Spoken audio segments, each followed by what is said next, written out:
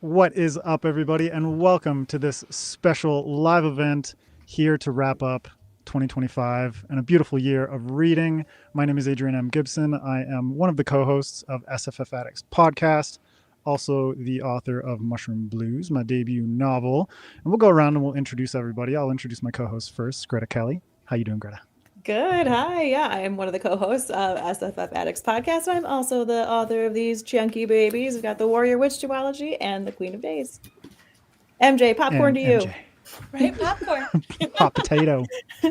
Hi, I'm J.A.J. Kuhn. I'm the third co-host of SFF Addicts, and I'm the author of the Tales of Tomorrow duology. Kicks off with this, the blue baby, Among Thieves. So, yeah, check that out. And we are live streaming this on the Fanfatic YouTube channel. So hello to everyone who's joining us from over there. You're all familiar with us. We're also live streaming this on the Talking Story channel. And joining us are Jacob and John. John, you want to introduce yourself? My name is John Minton. And look, I am just thrilled that Adrian came into my life and allowed me to simulcast. Are you kidding me? I'm on more than one channel at one time. Someone has to shut this down. This is too much. There's too much power. It's too much pressure on me. Off the fucking rails. 1 minute. We are way off. We are way off the rails. My name is John Minton. I'm the least impressive J in this J.A.J. Minton book that came out this year. And I'll turn it over to my co-host, the best producer on BookTube. Well, really, that's Adrian. Honestly, No. Jacob's got no. We don't know what's going on here. Can we be equals? Can we be equals just to not? You're co-best producers. Yeah. Okay. My name is Jacob. I am also the co-host of Talking Story, and I did not know that we were shouting ourselves out. So my book over there is the same book. He's the other J in J.A.J. Yeah. He's the far more impressive J. I too am concerned that my dad being in two places at once is too much for this world. So it's something's got to give, man. Yeah, I mean, it's like we're in like the multiverse of YouTube. It's great. It's crazy. Yeah, I support it. Take that, Marvel. You ruined it, and now we're taking over. We're taking over multiverse. It's ours now, and also with us from our pod, the lovely Laura and Hannah. Fans of the show who've listened in past years already know Laura and Hannah, but if you two want to introduce yourselves. Laura, go for it. We are Hannah and Laura. We are from our podcast. On Wednesdays, we read and we do deep dives into series one book at a time and talk about some of the more interesting things going on in different books that we cover. And we also do author interviews and a lot of other fun things. We talk a lot of TV and joke a lot about things. We are two best friends with the podcast, and as everyone knows, those have never existed before, so it's brand new. It's ahead of its time. It's a really good stick, though. Yeah, it's really, really unique. So I think it's going to catch on. It's a trope for a reason. It works. The cuttingest of edges. John, I'm going to throw this out for you. Yeah. You have two shelves finally, so you're multiversing your bookshelves and YouTube? That's Jacob finally has two shelves. That's me. Yeah, that's you. I had one shelf for like 6 months after moving here, and I just got a second 2 days ago. So now it looks. It does not frame well just to have one shelf in the back. Cheers for two shelves. Heck Thank you. Double the books. I've been yelling at him for 6 months to get another shelf. You guys come along and we simulcast, and he magically has two shelves behind him. I'll do it for all these lovely. It was in the contract. Exactly. We're a good influence, is what you're saying, John. I've never heard that before about myself. I won't do it for you, Dad, but I'll do it for all these other people. That's it. Yeah. I'll do it for the people that matter. Well, you matter to me, John. Don't you worry. Right. There he is. He's all chipper again. All right. Well, I'm really excited to just hang out with all of you because you're all fantastic people. And, I've had the pleasure of hanging out with John in person. Lauren, Hannah, we've hung out in the past virtually. It's my first time seeing your face, Jacob. It's really nice. And MJ and Greta, I see them all the time. So Yeah, you're sick of us. That's fine. Yes, we just jinxed it. Holy shit. This multiverse is popping off. Talk about simulcasting. Yeah. I needed to Time disappear. together. If I had water in my mouth, I would have spit take. I think this might become a drinking game, MJ. Yeah. I like this. All right. So if anyone is drinking on this fine Monday evening, Anytime Greta and MJ repeat what the other says, then swig. Just Have take a a swig big on old us. swig. Yeah. Just want to say thank you to all the people that are joining us here in the live chat. We've got a ton of awesome folks. Just gonna throw some names up. We got Carson got books. Hello, Carson. Justin. Cubon Boy. 69. That's a throwback to like my Xbox days when everyone has 69 in their usernames. Right? Or 420. Yeah. Chris, the writing jester. Hello. We got Momo, Gen X. We got a bunch of people here in the chat. We're very, very grateful that all of you are here joining us on a Monday to talk books, which is what we all love on SFF Addicts, on Talking Story, on Our Pod. We're all talking about the books that we love. But just to wrap up this year, we wanted to first start off by looking back on the things that we've been enjoying. If each of you want to reminisce a little bit on a memory that really stood out to you, whether it's like podcasting related or book related or what have you, just something that was really meaningful to you this year. We'll start off with you, Greta. Oh gosh. Well, you're gonna make me take the obvious one. Is I was gonna say, WorldCon, bitches. Can we like three of us just combine that one? Yeah. We got the dream team together in one area, and we made a little thing that you guys may have seen. Just a little thing. Just a little thing. And we do. Yeah, I mean that was for me probably just like the most because we started this podcast in 2021, and MJ, you joined me in 2023, and then Greta, this is your first year with us, and you just jumped on board, and it was like, this is why we said Greta's our good luck charm. She's our good luck charm. Yeah. She was the missing puzzle piece to bring it all together. Yeah, we get Greta on the podcast, and then it's like, all right, we're doing a live show with like George R. Shit's Martin just and happening. Brandon Sanderson, Robin Hoffman, Greta's like, and I just make Yeah. things happen. I don't mean to You brag. know. no big deal, man. No big deal. But that for me was just like hands down. Worldcon as a whole was so much fun just to meet everyone, hang out with John, get approving dad looks, hang out at the bar, go to panels, moderate panels, all that stuff, and then do that crazy ass live episode of the podcast that we just kind of like somehow We like made our manifested it. like we Yeah. manifested headlining a convention. Mhm. And yeah, that was It's surreal. It's Yeah. really feel very real. Like I think about it, No. it's like, oh yeah, that's something I did. Wait a minute, that's something Right. I did. that was something we did like 4 months ago. yeah. We dreamed Yeah. that. I don't know. Also, I'm gonna throw this out there. Cubon Boy, me bullying Austin from Tudor Ramble on the book club. Shout out to Austin and Richard over at Tudor Ramble. I had a fun time doing a book club of Mushroom Blues over there, and I have a good relationship with them, such that I feel confident enough to bully him a little.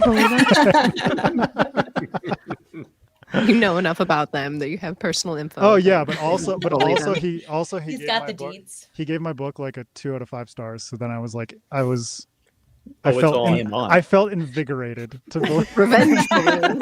Yeah, You were fighting for your book offspring. I understand. exactly. For my like little paper mushroom. Yeah, it's like this is a pride thing now, dude. Jacob, what about you, man? What's something you've been enjoying this year, or something that stood out to you as a really nice memory? Oh man. Honestly, it might be the Sun Eater Gala that we just had a couple weeks ago. When I think about like my favorite moment that we've done since we started the channel, it's probably Dragonsteel. Because it was such a big moment to go to our first convention, and I wasn't a huge part of the channel by then, so it was just like watching a bunch of people be excited to meet my dad, which was really weird. And then I became more of a part of the channel, and people were excited to meet me, so it felt like I was much more in the community, and it was so cool to see people in person and hang out. And we closed down, I think, like 3 bars after the event. That was I love it. Wait, did you bar hop and go from one closed bar to the one? we that was still did, open? but not on purpose. We closed down several. Yeah. We went to one that was too busy. Then we went to another that closed shortly Mhm. after we got there. Then we went to another that had a wedding and they wouldn't serve us. So then we ended up at a final one and closed that one down. But that, yeah, Just that went was on an nice. adventure. probably my favorite part of the year. I love it. And famous dad, what about you? This year was pretty packed, man. Worldcon with you guys was amazing. Like I remember loading up in the car and just having a great trip to Bookborn's house. And Can we just shout out real quick to if I don't know if I think you mentioned it on your channel in your like Worldcon recap, but we got a little unhinged in a car ride. It We was did so get a little- fun. Basically Well, and this was before created anyone like had a drop to drink for the yeah. record. We were very This sober. was sober. Yeah, we were sober. We That was basically a created great- like New Jersey gangster alter egos. Hey, so no, I was John the Mint Hey, and hey. MJ the Raccoon. I don't even remember what we said. Worldcon was great. The Sunnier Gala was amazing that we just got back from. It was an amazing year. I mean, bringing out a book that Jacob and I and my wife and his mom wrote together, and then Oh yeah, we released a book this year. I should have said that. Whoops. like Congratulations. That's why you by brought the your way, dad. on- He can do on- it for you. It's fine. Yeah. Let him do it. a couple weeks ago, hearing like the 7 narrators, like how they brought that book to life. Like there have been some real high points this year. It's been pretty crazy. Yeah, I mean, like, just straight up debuting is a monolithic moment. So congrats Unique to you guys and your wife experience, Yeah. on releasing you. Discovery. Yeah, Thank you, man. yeah. And I failed because I meant to get to Discovery before we did this, but it's It's next all up good, on my man. TBR. It's I'm all glad good. it Although I You did got get to Mushroom Blues. I appreciate it, man. Thank I you. did. It was really good. I You enjoyed beat it. me to it. Yeah, there's God great damn it. stuff in there. All right, well, we'll just throw it out to some of the people in the chat real quick. This is a good one. We got Mac Scarfield coming in with some of their top 5 releases. Just if anyone wants to throw your favorite reads into the live Yeah. chat and get the discussion going. Really excited to hear what everyone else has been reading. We also got some comments from our patrons, the SFF Addicts patrons, sharing some of their stuff as well. So just shout out to all of you. And Brothers of the Wind by Tad Williams is a fantastic book. Oh wow. Yeah. Oh, Ash is a man. Yeah. We got some good ones in here. All right. Hannah, what about you? What's a fun memory from this year? Something that really stood out to you? Well, I feel like Laura and I went back to the year of the Dresden, which is always huge for us because we read actually a Dresden book that we liked, which is never heard of. But that was really fun coming back to that this summer because we read the first 6 books, took a break. I got married, then we came back to them, did a deep dive. So that was definitely one for the podcast. And then a little personal, I started an editing group for my first book coming out hopefully sometime in the future. And I actually got my first beta read with First Notes. So that was Nice. pretty Nice. huge for That's me. So, exciting. Congratulations. Thank Congrats. you. Very, very huge. yeah.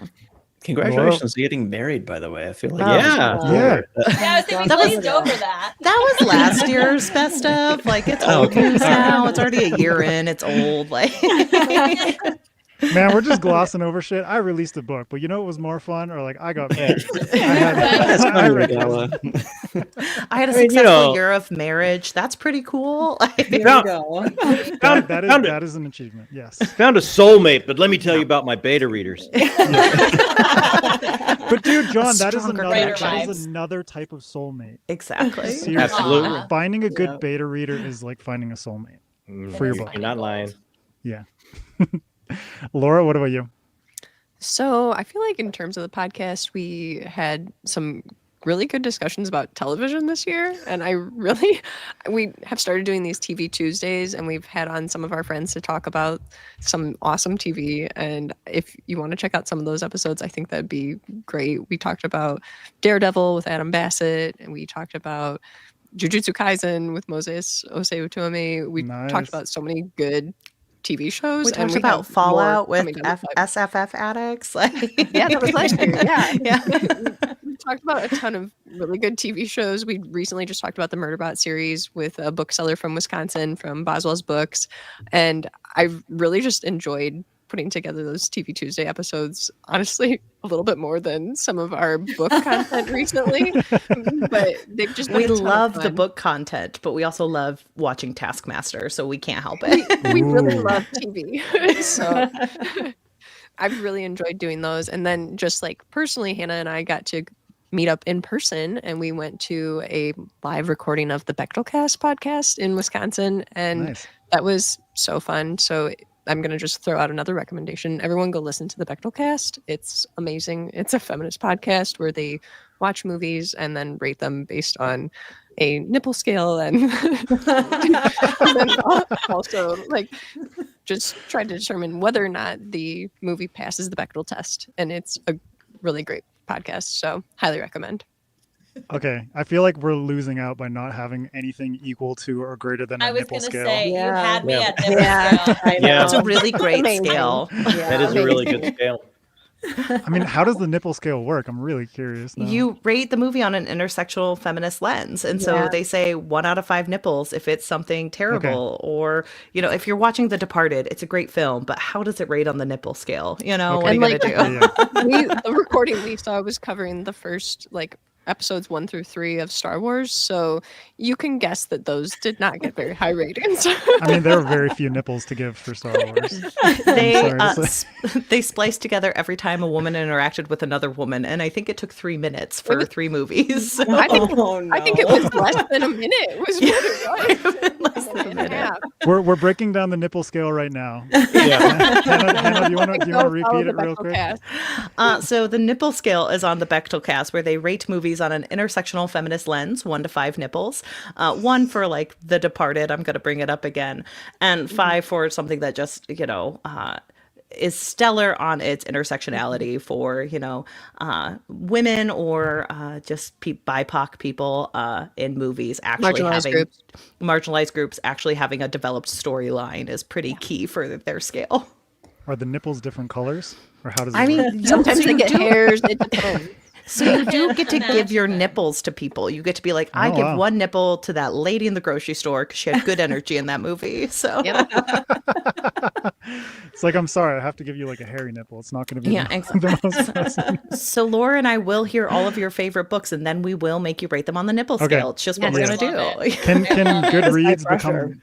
Yeah, Goodreads should become good breasts, and then we'll all Yeah. we'll all rate them on nipple scale. Yeah. We try and be PG on our channel. This is Oh. crazy to Oh, me. sorry. Oh, so No, sorry. This is so entertaining to me. Sorry to everyone over on Talking I Swords. did not This is realize a that. different vibe. I love Really it. Fried green interesting tomatoes, 5 commentary. nipples. 5 Exactly. I think they watched that movie, so go check it out. Yeah. Okay. Oh, amazing, amazing. All right, well, nipples. I don't have any way to segue away from that. Just one more thing to shout out before we move on to talking about our favorite reads. We have a Kickstarter that's live right now, and it's in its final, I think 68 hours or something like that. It wraps up on December 4th, and that is the Book of Spores, which both MJ and Greta have stories in, and then I am one of the co-editors of it. So that's this anthology that we're running on Kickstarter right now. If anyone's interested, go checking it out. The links are in the description, and we really appreciate anyone supporting this crazy ass fungal anthology that we've been working on and running this big campaign and everything like that. So just wanted to say thank you to everyone who supported the Kickstarter so far. It's been probably the most stressful 3-week condensed period of my life, where it's like launching a book, but then it just never ends. I would argue that the few weeks before WorldCon with all the coordination were probably more stressful. Maybe, I don't know. Worldcon was it was more prolonged, and it was a That's little true. bit It more was more piecemeal. spread out. Yeah. This is a little Yeah. more Yeah. condensed. Yeah, where this is just 3 weeks of ratchet up and just deal with it. It's just a Yeah. 3-week marathon. Just a 3-week marathon. That is a But yeah, beautiful so- book, though. Thank you, my friend. I Dude, appreciate that it. cover, Mhm. right? Yeah, It's shout out so to Jeff gorgeous. Brown. Yeah. He did an amazing job with that, and, And we're really so grateful. close to getting the interior illustrations, right, Adrian? Yeah. We're only a couple. Yeah. Jenny Coots, who I actually met over in the UK at World Fantasy Con, who's really amazing. She ran the art show that was there. And then just turns out she's like an amazing artist herself, like a digital painter, but also does illustrations.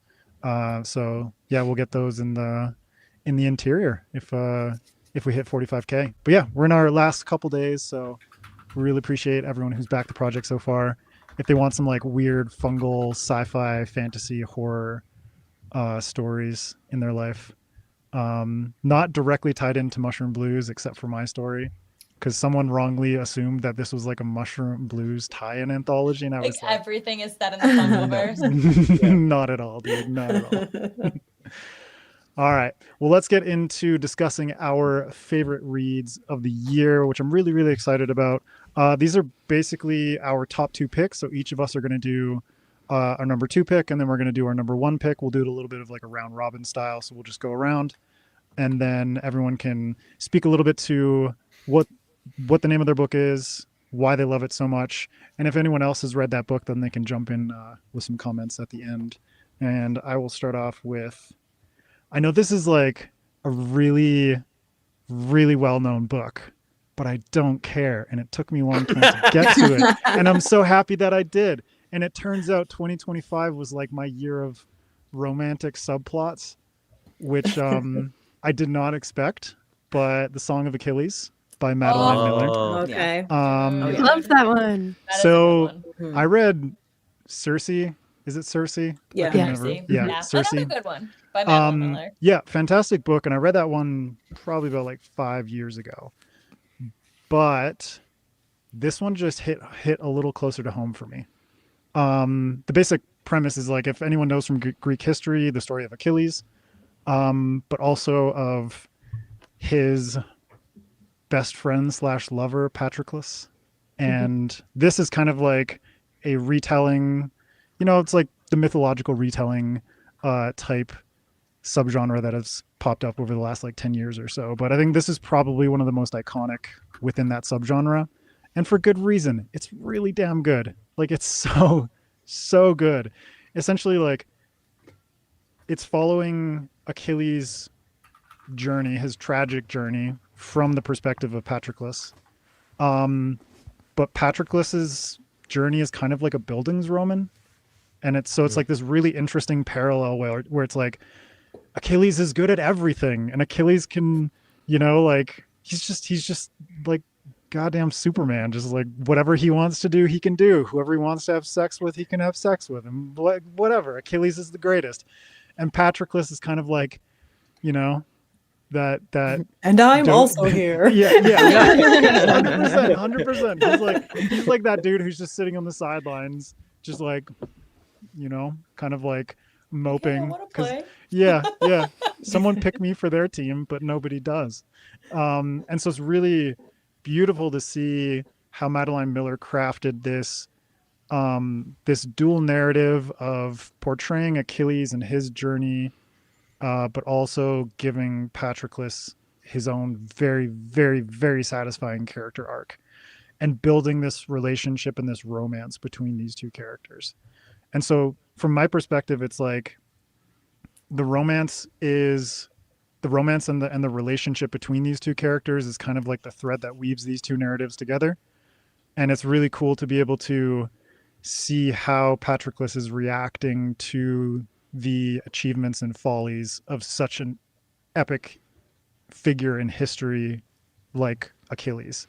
And so there are these things that we know. It's like, if you've seen the movie Troy, you know about Brad Pitt and his sexy abs and everything like that, and you know what happens, right? It's like, you know the story of Achilles, and you know the tragedy that entails, but it's kind of like the build up towards that in this book is so beautifully written, and her prose is just unbelievably poetic and beautiful. And even, it's not necessarily like purple prose, it's like she's very good at balancing like the emotional weight of a sentence without making it overbearing.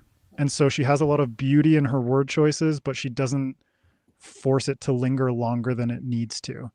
And so there is like a lot of control in the way that she paces the book, in the way that she describes things, in the way that she has these characters interacting with one another. And I was just like, I kind of ruined my year when it was like, this was like, I read this in February And I was like, well shit. I don't know if I can top that, you know. And I Fair. did with one single book, which I will talk about later on. But I started off 2025 with like literally one of the best books I've ever read. And The Song of Achilles just like sunk itself into my brain and my heart and created this deeply engaging, beautiful story of romance and tragedy, while at the same time interweaving all of this interesting stuff about Greek mythology and, you know, the adventures of Achilles and stuff. It's not like it wasn't full of thrilling moments and action and things like that. It's just like you got to see a different perspective on history, which is what I think the best mythological retellings do, is they give you new perspectives on something that is very familiar. And at the end of the day, it was like such a memorable read for me and still lingers with me all these months later. So The Song of Achilles by Madeline Miller, it's like such a massive best-selling book for a reason. And I loved it. And I highly recommend it to anybody out there who's into mythological retellings, or who likes the idea of mythology with like really strong character and relationship building and that kind of stuff. So yeah, go get it. It's great. Greta, your turn. Yeah, my second pick is Lightfall by Ed Crocker. This little beautiful baby. Yeah. This is one of those books I really feel like flew under the radar this year, and it deserves more love. So I'm glad I can shout out about it a little bit because Ed is awesome. But Lightfall follows a palace maid in this city full of vampires and sorcerers and werewolves. And her name is Sam. And in the city, just before or right as the book begins, one of the city's most powerful lords' son is murdered under, you know, obviously very nebulous circumstances. And Sam discovers the one and only clue to solving the murder. But rather than giving that clue to the authorities, she decides that she's going to use it to blackmail her way into a better lot in life. And if that sounds cutthroat, it is. But it kind of should be, because this is a world, like I said, populated by vampires and werewolves and sorcerers, and interestingly, no humans. But these creatures called Greys, who might be zombies, you don't know. They're just kind of these boogeyman type creatures that have gone city to city and just slaughtered everybody. And so now there's like two cities of vampires holding out against these onslaughts, and no one can leave, and very few people are allowed in. And it's just this like pressure cooker of a setting that's really fun to play into. And through the whole story, Sam, like I said, she's a vampire, but she's at the bottom rung of society, which I don't think I've ever actually read a story that had vampires in it where they weren't like the top of the top, the upper crust, the most beautiful, the most rich, you know, all enter superlative here, and that's vampires for you. But in this story, they occupy all strata, and it was really interesting to see that push and pull of what that looks like if you live forever, but you're also suffering forever, and what you will do to get yourself out of that. Sorry, guys, I have a little bit of a cold. So aside from Sam being an awesome primary character, this book was populated by a bunch of other really standout characters. There are these two sorcerers that are kind of like a Sherlock and Watson style duo, and there's this really cutthroat werewolf assassin. There's this Duchess who's a vampire, and she may or may not be controlling this cabal of maids who go around blackmailing people. Which, whenever you say the words cabal of maids, I'm here for it. It's just take my money.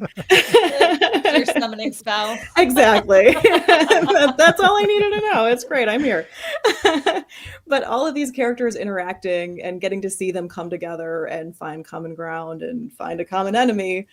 Oh, I love that. I love whenever there's like a ragtag group of heroes coming together. It's, you know, it's what I try to do in Queen of Days. MJ did it spectacularly in Among Thieves. If you liked Lies of Locke Lamora or Empire of the Vampire, like Lightfall should be an easy pick up and read for you. It's the first in a series, and I think the next book comes out next year. Early June, I believe. June? Okay. Yep. I can't wait. So you have plenty of time to read it before the next book comes out. It's fast paced, and you know, you can help you like disassociate straight out of any forced family functions that you might have coming up. So go pick Sorry it for up. all the TBR Rex like right before Christmas. Yeah, sorry, not sorry. But for me, another reason that this had to be on my list of favorites for the year is because it's also the first book that I did with SFF Addicts as an official co-host. Aw. So, little shout out to the podcast. It's your origin story. with Yeah. us. But yeah, Lightfall was so much fun, and like, you know, Ed is my editor, so I have a lot of love Slightly for him. biased. Very biased, very much so. But I love the way that he played with vampires in like a socio-economic kind of Yeah. way, where it was like there is like stratification Yeah. amongst the vampires, and it's like who has access to like what quality of blood and all this kind of stuff was super cool. We got to talk with Ed about this as well. It's just like it's interesting to see people, and this is what I love about Jay Kristoff's series as well, is like playing with something as kind of like set in stone as vampires Or in fraud even, in after like the early pop aughts. culture imagination, and kind of Yeah. like playing around with it in interesting ways that feel fresh. Yeah. Yeah, I don't even like vampires, and I really enjoyed. I'm somebody who's like, do not give me any more vampire stories, but I really liked Lightfall a lot. Yeah. Fantastic. Jacob, what about you, my friend? Turn your microphone on. Yeah. Your microphone's can't hear off, you. dude. Whoops. Hello. Way to go, best producer. I was saying I'm glad I sneaked away for a second to grab a book, because I'll be honest, I didn't know I was supposed to have a number 2 pick. So I may not be very well spoken. I was not prepared. Did your dad not give you the memo, man? This No. will be from the heart. I support it. You know what? You get all the emails I get. That's don't true. look at You two those. share the same email address. Yeah, it's the that same is true. email account. It's you partially can't my hide from fault. this. There's no It's hiding. partially my fault. But John, Partially. you're missed apparently. so long as I've also seen you not talk. My number 2 pick for the year was one that is written by a dear friend of ours, Jenny Wirtz, who I knew was very talented, but I didn't know that she was a genius. And it was also the first book that I read in the year. It was Curse of the Mistwraith, which is her first in the Wars of Light and Shadow series. A lot of people talk about how difficult this story is to read, because Janny's prose often gets described as being really dense. I wouldn't call it dense. Dad always calls it transportive. I think that's the best way to describe it. It's kind of got a lot of like 80s old school dark fantasy vibes about 2 brothers that are kind of forced to embark on this adventure together, kind of outcasts, not by will, and they're destined to be enemies. And the story kind of rolls on from there. And the in-depth world building is so beautiful and powerful and well written that you'll find yourself caring about the environment as well as the characters. It was really incredible to watch how she did that.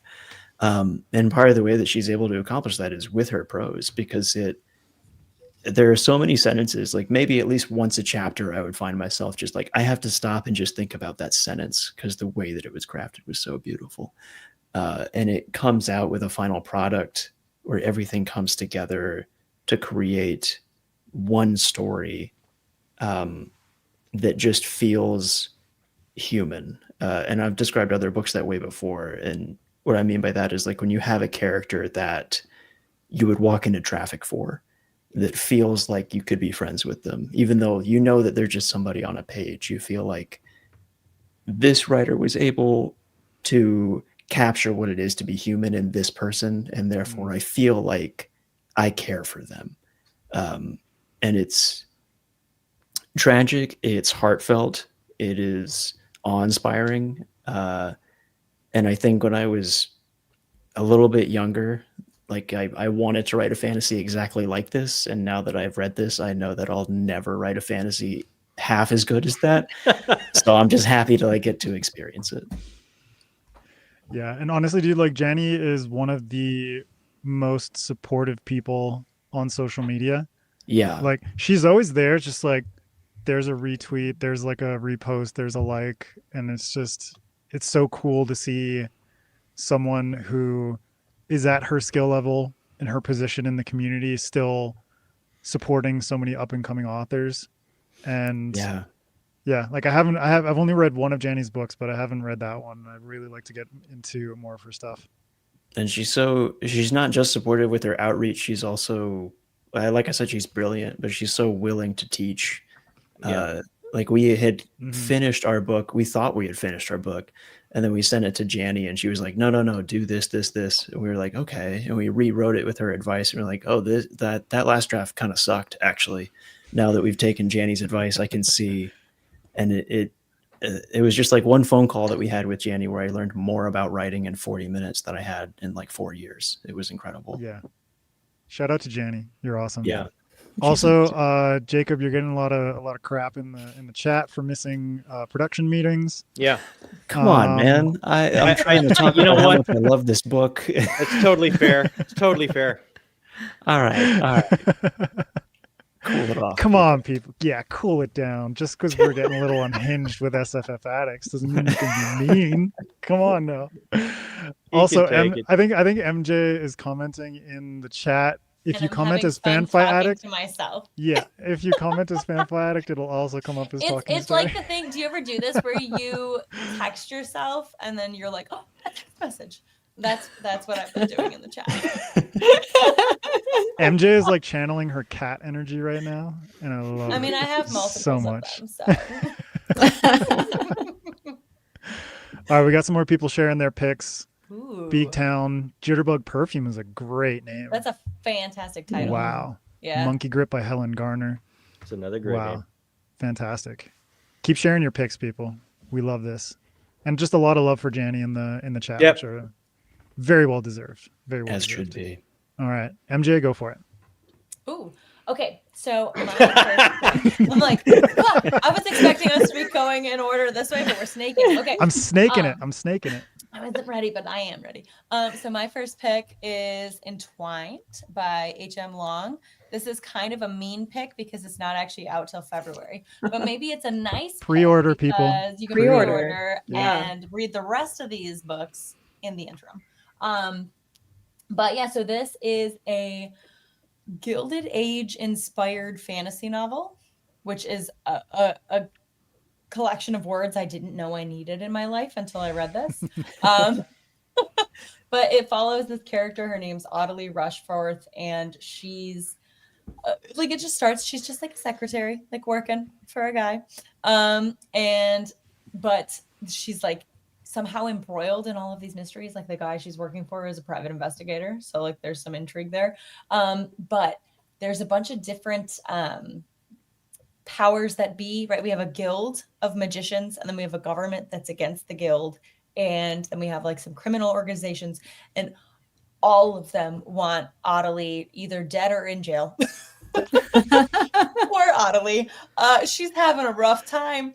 But it's got, here's the thing, Reader in the Desert _ Sarah Beth. If you love H.M. Long, I also love H.M. Long. I've read everything she's written. This is my favorite of everything she's written. Like, I liked this better than Hall of Smoke and Darkwater Daughter. Ooh. And I liked both of those. Yeah, like hot take. This is my favorite H.M. And Long. Darkwater Daughter was like fantastic. Yeah, that was great. 100%. This, I smashed this book in 2.5 days. While like with work and sleeping and life in the, like, I would have read it faster if I could have. But yeah, it's super. The thing about this book too is it's action packed, and like there's, you know, the classic H.M. Long world building. This is one of the most inventive magic systems or spins on a magic system I've seen in a long time. But it is also just fun. It's fun. Like if you have watched The Mummy, the first one, and you loved Evie from The Mummy, which I do. I named a cat after her. Also, I just heard that Brendan Fraser is coming back for a new movie. Yeah. Oh, really? Yeah. I think Rachel Weisz is too. Yeah. Dream team. Yeah. Fingers crossed. Yeah. But if you loved Evie, specifically in the first one, because in the later ones, which I do like the second, you know, whatever, but she gets kind of like, oh, suddenly I can wield a sword and stuff. Ottilie is Evie from the first Mummy, where it's like she's not like fist fighting anyone. She's not taking anyone to, toe to toe with a sword, but she's taking them on with her intellect and a little bit of chaotic energy and just some general irreverence. And she's fantastic. But yeah, so this book, Entwined, H.M. Long, I smashed it in a couple days. It comes out in February. If any of that sounds interesting, pre-order this like yesterday. Like you're gonna love it. I will never stop adding to your TBR. That's what you're all here for. I will be running to Let's get that be on honest. pre-order. So thank you for selling it to me. Yeah. Yep, you'll love it. Yep. Yeah, The Mummy does rock. Shout out to The Mummy. Yeah. Yes. Fantastic pick. Yeah, I'm really excited to read Entwined, and Hannah's awesome. She's just like she's so sweet too. Yeah. Yeah. It's like a win-win. Yeah. You're giving I've money to a loved her good books in the past. person and you're reading Yeah. a great book. Yeah. Win-win. She's a new mom. Support Also that. that. Support that Also mom. that, yeah.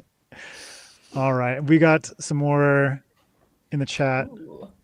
Zero Zaku read Curse of Chalion this year and The Quiet Game by Greg Iles. We've also this is a good one. Lions of Al-Rasan. Yes. Nice. Piranesi.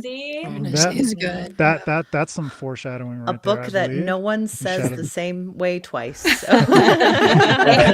Piranesi. I Piranesi, don't know. Piranesi, Yeah. I don't know. Piranesi. Great book, no matter what. Yeah, fantastic. Also, we've had many comments about nipple scales. I think it's a bit too late for us to introduce the nipple scale to the books that we've read. Entwined bringing it gets up. 5 Maybe next nipples. year. All the nipples. Every nipple. I mean, Song of Achilles gets 5 sweaty Greek nipples. Yeah. Um, it's just too perfect, man. It's Can too we, perfect. can we get that as a Yeah. blurb, Adrian, from you? I'm sure Oh, Madeline Jade Miller would Legacy. really appreciate me Yeah. giving her a blurb like that. Lightfall, 5 bloody nipples. 5, ooh, no. Wait, what about like 5 like poorly pierced nipples? There we I go. don't- There we go. Oh my god. All right, Laura, your turn. Okay, so bear with me because I have a cold. Also, I think it's everyone in the Midwest is what I was telling Adrian Yeah. earlier. Yeah. Me, Greta, Wait, everyone. someone In the air. said something about like how many nipples would the Midwest get in terms of its 6. weather? 6. Okay. 6 And they're nipples. all Yeah. cut into glass. Very cold Yeah, and they're all very cut cut. through Yeah. glass, man. Yeah. They like are- icicles. Turkey. Yeah. But getting back to my number 2 favorite book this year, anybody that follows me online or listens to our podcast is not going to be surprised. It's The Memory of the Ogiesi by Moses Ose Otomi. This is part of his Forever Desert trilogy, and this is a novella trilogy, so this is the final installment in that trilogy, but they can really be read out of order, any order that you choose. I just read them in publication order, but this is just a really fantastic series that's very much based in the power of storytelling and what it means to seek out knowledge and what it means to have knowledge and the power that it can give the people who are in control of narratives. And I just think that Moses's writing is so deeply haunting and a little bit scary at times. There's a lot of deep messages in his writing, and he does such a wonderful job writing really packing a punch in such a small book. Mhm. And all of these books are ones that I think about all the time, and I've honestly pushed every single one of these books on pretty much everybody I know, where I'm like, you need a book to read these. And But I just they're also novellas. You can be like, hey, Yes. they're amazing, but they're short. yeah, it's like chips, just take them in. But they're so good, and I really can't say enough good things about it.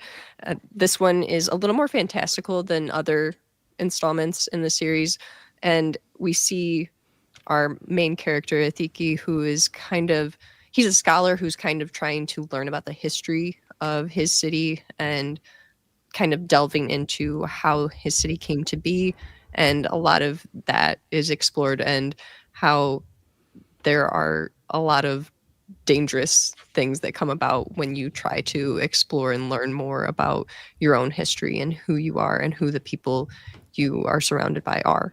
So I'm just thrilled by this series. It's an all-time favorite series for sure. But yeah, everyone should go read this. It's so good. Read the other books too, The Lies of the Ajungo, The Truth of the Ilike. Fantastic novellas. I can't say enough good things about them. Yeah, I adore Moses. He's just such a great human being, and his writing is so amazing. Like stunning. It's so stunning. crisp, Yeah. You know what I Oh, mean? yeah. Like, yeah. Yeah. I mean, if anyone wants like this is probably like the best, like some of the best novellas I've ever read, but also just, like African inspired fantasy. This is like, if you want quintessential, like top tier African inspired fantasy, like you can't do better than what Moses has written. It's just Or like even just new folklore, because that's the thing. It's folklore, fantasy folklore. It's so fantastic just in terms of the story structure. Oh, yeah, very good. Yeah. Shout out to Moses. He's great. Also, we had someone earlier on who mentioned one of Moses's books. So we're glad to hear that. And we got a lot of love for Stephen King's 11/22/63 in chat. Yeah, I haven't read that yet, but seeing so all the good. love for it, I'm like, I gotta check that one out. Yeah, it's so Yeah, good. it's a Is really that good is that the one? Is that the one that has to do with like JFK? Yeah, Oh, yeah. A person goes back in time to try to save JFK. It's really long, but it's amazing. I read it during law school, and I was like, "Why am I reading this right now?" So, Also, Justin, if you write a book, I would be honored to blurb it on a nipple scale or whatever. Yeah, whatever you want. I was gonna say, ask for a blurb at your own risk. Adrian's just gonna start blurbing nipple scales with like no context whatsoever. That's what I was thinking, actually. What Chris brought up, shouldn't it be an even number of nipples for full nipplage? We don't discriminate against half nipples, Right? Actually, I mean, there are some Quarter people nipples. there are some people that have extra nipples too. Yeah, see? That's true. Yeah. Yeah. So there you go. So mystery solved. Dresden would have to mute himself with all his nipple talk. He'd be all Lauren, about I mean, he would be. But no. He has too much respect for women, That's but he true. notices the nipples. So. Yeah. Right. Definitely Well, he noticed gets that he brownie would remove points for himself. not talking about that. Exactly. He's a champion of women. Oh my God. We love you, Harry Dresden. All right, John, go for it. Yes. buddy. You haven't talked in a while. I've got some in there. Does your voice still work? Yes, Okay. I think so. You know what? My 1 and 2 are so close. It's hard for me to grab which one I'm going to go for 2. But I Just think pick one. Yeah. okay. I'm going to go with Jade War by Fonda Lee. Yes. And Wow, golf claps for that one. That was- I mean, look, I'm behind the Or curve. we could do Everyone's like read jazz this. club, like snapping. If Yeah. you wanted to. Like a poetry Or like slam. the modern thing, everyone's doing Yeah. this on TikTok. I don't really get it because I'm old, but What is this, like Morse code? I don't know. I what don't this really is. know, but the youngsters I'm in the trapped. chat, Help The tiniest me. little clap. let me know what it is. All right, John, tell us why you love Jade War so much. Everyone's read this but me. I'm behind the curve. But I mean, the layers of this, right? At the core, at the bottom layer, you've got this family drama, like you bought this amazing ticket for a Broadway production of a Eugene O'Neill play or an Arthur Miller play, and you get to sit down and gaze through the window and watch real life happen before you in this beautiful family drama. And on top of that, you add on the pressure of a Martin Scorsese film of the crime family and what that means. So not only do we have to fight for our place in a family, or what would we give up of ourselves to fit in this family, or these types of questions, but it becomes escalated because of the pressure that it's a crime family. And then on top of that, you add in this fantastical layer of the urban fantasy of this magical jade, which brings everything to another level, where not only are you trying to find your place within a family, but you're trying to find a place within your community and larger in your nation, because you're this folkloric figure that actually moves and shakes, and you're in every room where it happens, and you're one of the big decision makers. And each of these layers dovetails and builds off of the other. The most dramatic moments are basically these moments of family drama, but they crackle with the motivation of the characters because of what they're having to go through and what they're the heights they're having to live because of the crime family drama, and then the set pieces of this fantastical jade and what it allows them to do. So each builds on the other, and as you go through, this is the second book in the trilogy, and I love the first book, but this one it just blew my hair back in so many ways. I mean, I think for her to operate on these levels throughout the book, dovetailing off of each other, is just absolutely masterful. I mean, it's a page turner. The pace is lickety split. You can't slow down because you have to see what happens next. And then your jaw unhinges from some of these dramatic moments that happen, what these characters have to do, what they're called to do, what they don't want to do to their very core, but they're still going to do it because it's expected of them, and their duty and their honor drives them to it. It's just a beautiful urban fantasy. I would rank it as one of the top urban fantasies I've ever read. Yeah. Have you read Jade Legacy? Not yet. Buckle up.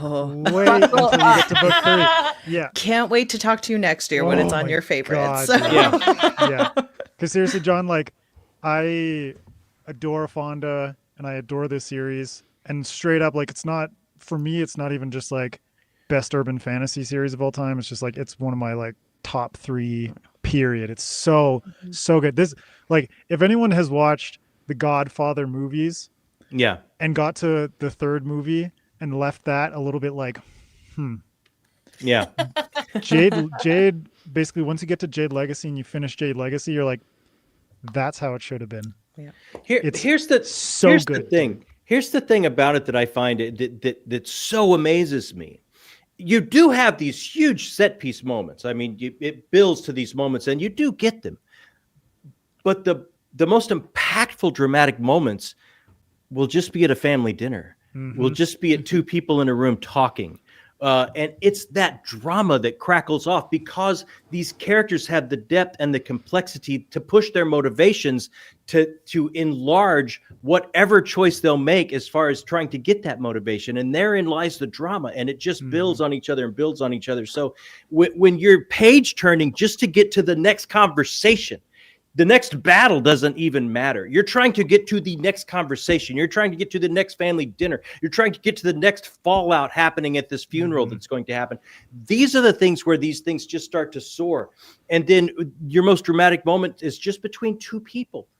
And then it operates on so many classical storytelling levels. It doesn't, the fantasy is just icing on the cake. Yeah. Yeah. It's just like literally everything that she does is rooted in those like interpersonal relationships. It's all there. But it's like someone in here was like, the way she describes food. I'm like, yeah, man. Yeah. That was like the most excited I got about reading food since Redwall. And I was just like stoked all the time, dude. Twins, MJ. Drink, anybody who's playing this random ass game in the chat. But it's like everything she does, literally the world building, the magic system, all of it is like, it's so beautifully crafted and interwoven into the dynamics of that family. And the world building, by the time you get to this one and you start getting outside of this nation and you start getting into like an arms race and what's going to happen when Jade becomes larger and who will we back to allow to have it and not have it. And it's like all the socio-political gamesmanship that's happening. It's like there's, again, layer upon layer upon layer, because you got the whole socioeconomic world building of this Jade. It's phenomenal. I mean, it's phenomenal. There's not one layer that is not done masterfully in this book, in my opinion. Yeah. I mean, we got a lot of people talking about food now. That makes me hungry. That Redwall mention, dandelion jam, give it to me. I want a family dinner to describe books with family dinners. That's what Christmas is about, man. Yeah. It's perfect time. It's perfect time. All right, we got someone who's showing MJ some love, got Among Thieves. A lot of love for John and Jacob as well. Discovery and a lot of people's top books of the year. Thank you everyone for showing some love to these guys. Thank you guys. That's enormously kind. Thank you. We also got some more people adding in their picks. Shadows Upon Time. A lot of love for Chris Rocchio. A Drop of Corruption is so good, dude. I love that series. Shout out to Robert Jackson Bennett. Empire of the Dawn. Oh man. Yeah, here we got Twilight World by Werner Herzog, Discovery by J.A.J. Minton, Black Sun by Rebecca Roanhorse, War Host of Vastmark by Janie and the Trees by Percival Everett. Fantastic picks right there. Well, that's an eclectic list. Yeah, man. I don't know why I read it as Janny and the Trees, and it just sounded like a Janny band and the name. Trees. Danny and the Trees. Trees. Like Yeah. indie band. Yeah. That sounds like a band that would play at like Woodstock. That's I great, need man. it. I need it in my life. We also got some top picks from some of our patrons. Gregory Mendel, who I think is in the chat. Top 3 this year: The Surviving Spy by Kritika H. Rao, Quantel Rising by Gillian Moody, and First Ascent by Douglas Phillips. We got Ian Patterson with Metal from Heaven by August Clark, as well as Orbital by Samantha Harvey, and The Will of the Many and the Mountain in the Sea. Will of the Many by James Islington, and The Mountain in the Sea by Ray Naylor. Ray Naylor, yeah. Yeah, fantastic picks. All right, go for it, Hannah. All right. Sorry, I'm having a little bit of internet issues. So if I pop out, just know that it's snowing in the Midwest and it wasn't my fault. So, Problem. but extra shout out to John. We did a deep dive in season 3 on the Greenbone saga, and it was our favorite. I think one of our favorites of all of our seasons. It's So good. Yeah. It's so good. I love you, Halo. My number 2 book of the year is actually another novella. I feel like Our Pod is bringing the novella treatment this year, because mine is A Mouthful of Dust by Nevo. This is her 6th book in the Singing Hills cycle. It follows Cleric Chi and their Hoopoe companion, Almost Brilliant, as they travel the world collecting stories. That's their entire focus. And they do it in every book. And in every book, there's some kind of twist or turn. And it's just kind of, if you like Fonda Lee's discussion of food, you will like Nevo's discussion of food, because boy, does she like talking about it. And it's amazing. And Oh no! Oh no! Oh, no, it's snowing. Frozen on food. I can jump in because I really love this series too.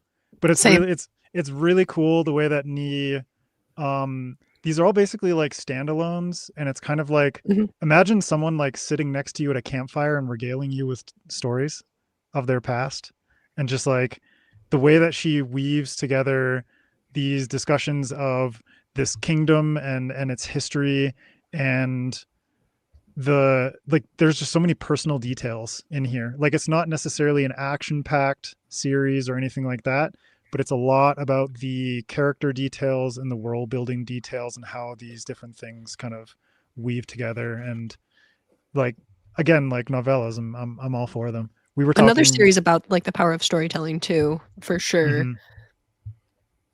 Yeah. Laura, do you have Write that one anything down, else Dad. to That's say? your jam. Hannah had to. We had reconnect. Nevo on our podcast earlier this year, and we got to talk to her wow. about it, and it was a highlight of the year for sure. But it was interesting to me. I had read all of the Singing Hills cycle.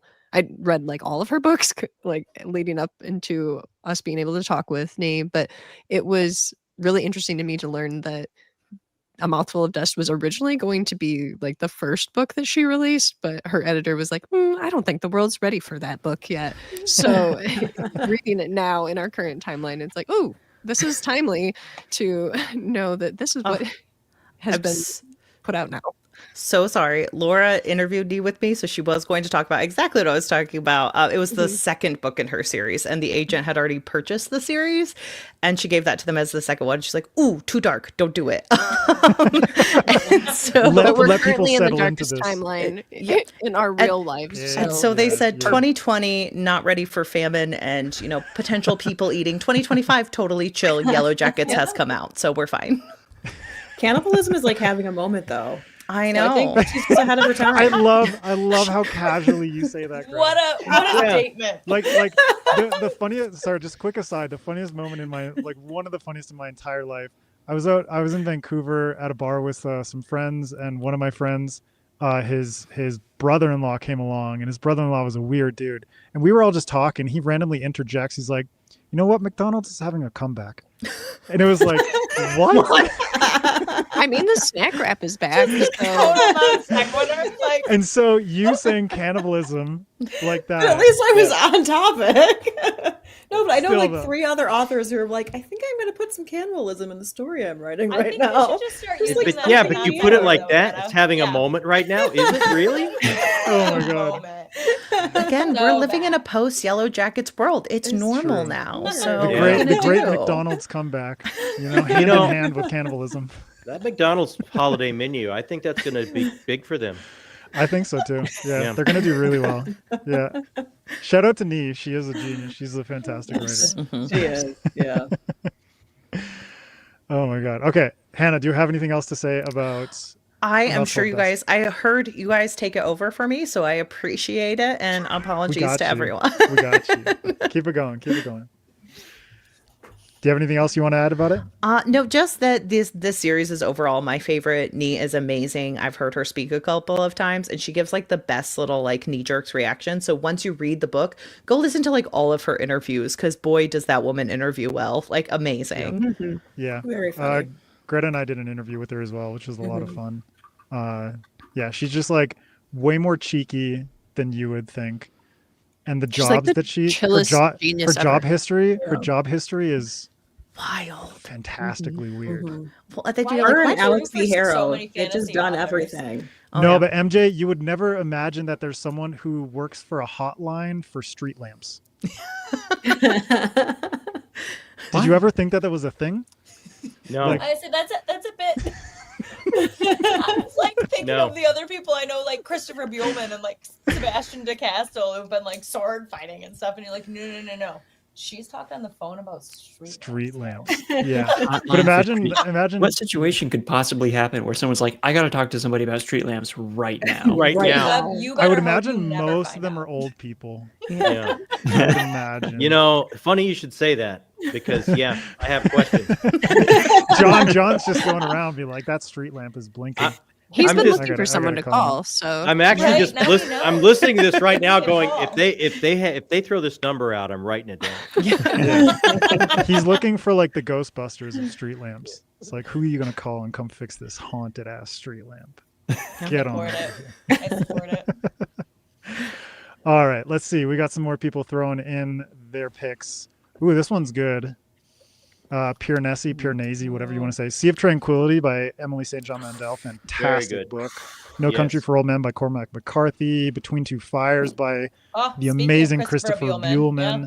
Strength of the Few by James Islington. Some great picks there. I'm going to throw out one more. Luke F. Shepard over on our Patreon said The Bone Ship's Wake by R.J. Barker, which is the last book in the Tide Child trilogy. Really fantastic. And then Chain Gang All Stars. I'm going to butcher this name. Nana Kwame Adjei-Brenyah. Yep. And You're then, real close. Dude. Yeah. And then MJ is going to love this one. He was completely monstered by Matt Dinniman and the 7 Dungeon Crawler Carl books. So I love that he used the word monstered. I love it. It I was also wrecked monstered my by TBR. these That books. was in 2024. That was so sad Yeah. this year. You like, binged them. You binged them on audiobook in the gym. So that I was like a binged them good vibe. hard at the end Yeah. of 2024. Yeah. Yeah. Go. Are we talking gas street lamps or electrical? This is pretty why we sure have to call, Derry. Electrical, man. Electrical. He's not that Are, old. Yeah. I mean, are we talking sodium arc? mean, are we dude, talking solar? whoever's- Do they whoever's come on out by there- themselves? I Yeah. mean, there's so many questions. Could someone Poor write like me a after gas lamp? this. Could someone write like a gas lamp fantasy mystery about someone who's like a street lamp Hotline lighter? person. Hotline Yeah. person. Lamplighter. They send the town crier. There's an issue on first and 7. Nothing beyond that happens. It's just like 250 pages of someone repairing street lamps. I Like, love when it. is this gonna start? When is this? Yeah, this is their whole life. So many lamps, so little So time. that's the tagline for the novel. Oh my god, I love it. I love it. What does that get on the nipple scale, Adrian? Ooh, I mean, can it get 5 lamp lit nipples? Lamp No, Yes. one. it's got to get of course you 5. can. Yeah, of Yeah. course. Five. Your high beams are on nipples. Yeah, there we go. Poor knee after this is going to be like, who brought up my street lamp thing? People are having me about Someone's gonna like buy her books and then review them on Goodreads and be like, Be there like, were no where are lamps. all the Not enough street street Where are lamps? all Yeah, the enough street street lamp. One star. Oh my god. The guy on the street lamp planet and the Little Prince. There we go. Aw. Aw. I actually bought that book in Spanish to read to my kids. I'm super excited about it. Very cute. Yeah, and then I'll tell them all about street lamps. They're gonna have a Yeah. good time. Meanwhile, I'm going to tell all of you about my first pick, which is I agree with this. The Invisible Life of Addie LaRue. I agree with this.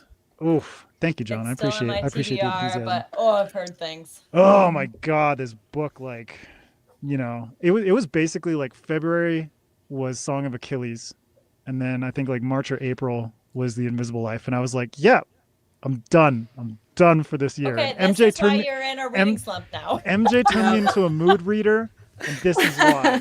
Yep.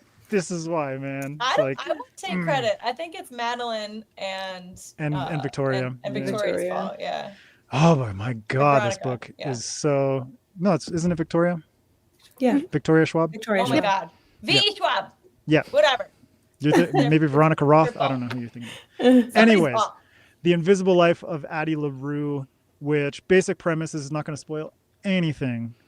A young woman in 1700s France makes a deal with the devil or a demon, some dark fiend kind of entity. Basically, she is living in really terrible circumstances and just wants to be ignored by everyone. She just wants everyone to leave her alone. Just like, stop bothering me, right? Turn off your street lamp, get out of my life. I just want to be in the darkness alone. Don't bother me. But as everyone knows, making a deal with, some demon or some dark kind of creature always goes well, and basically results in Addie LaRue being forgotten by everybody that she ever meets, and she cannot die. So her life just is perpetual, and every single person that she meets in her entire life forgets about her the moment that she leaves their vicinity, or that she, leaves their attention. It could even be like you turn around. Yeah, you turn around and then you look back and it's like, who are you? And even though you just had a conversation with her, kind of thing.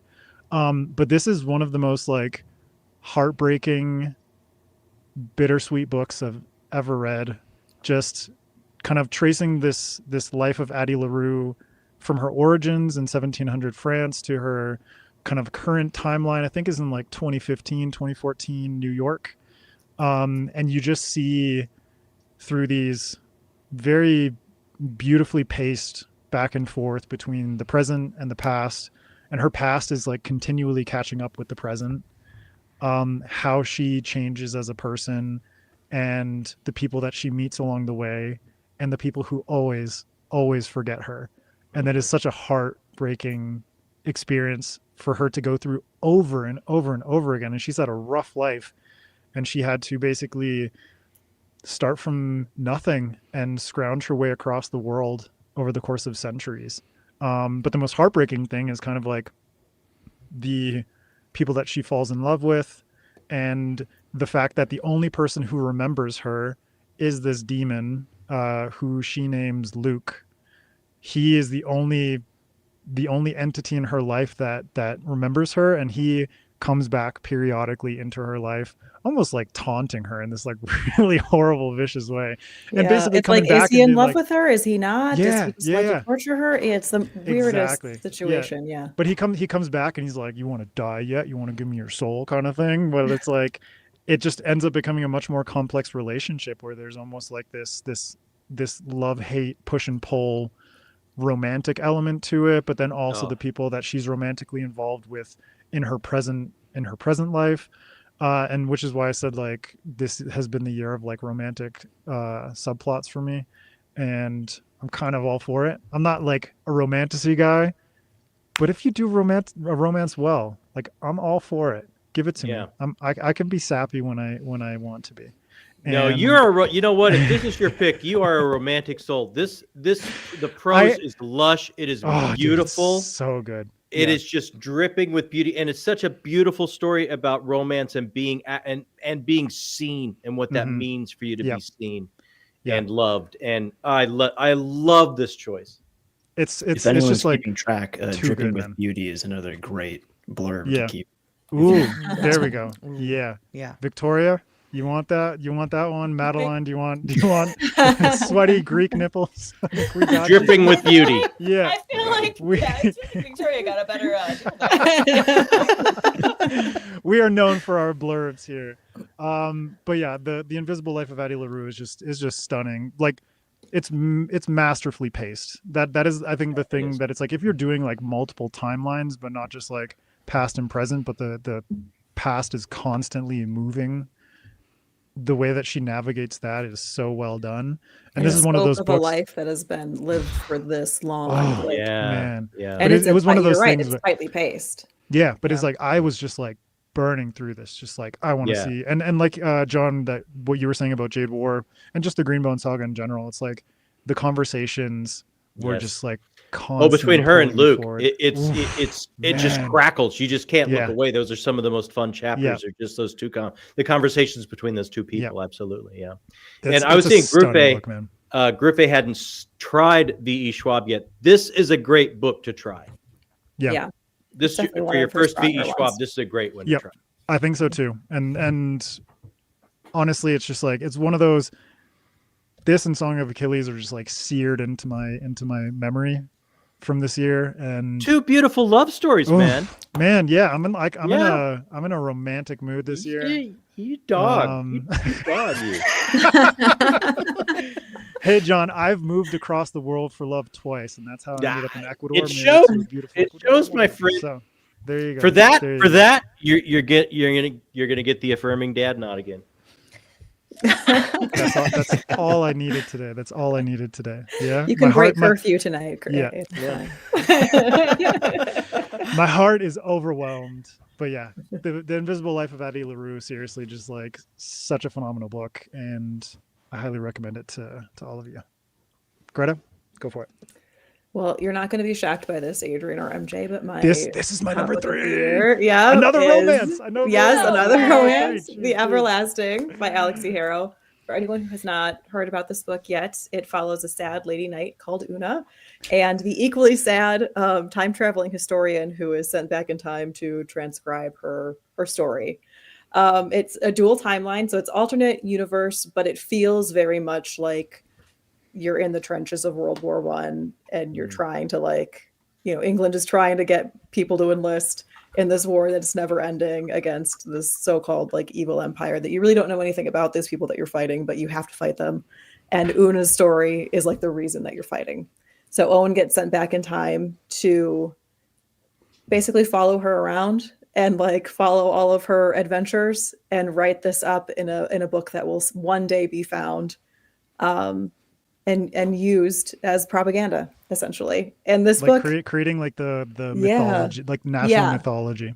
Yeah. So imagine you're a historian and you get sent back to follow King Arthur, and all of the implications that King Arthur and Arthuriana have on modern culture, particularly during wartime. It's a beautiful book. There's so much to unpack about it.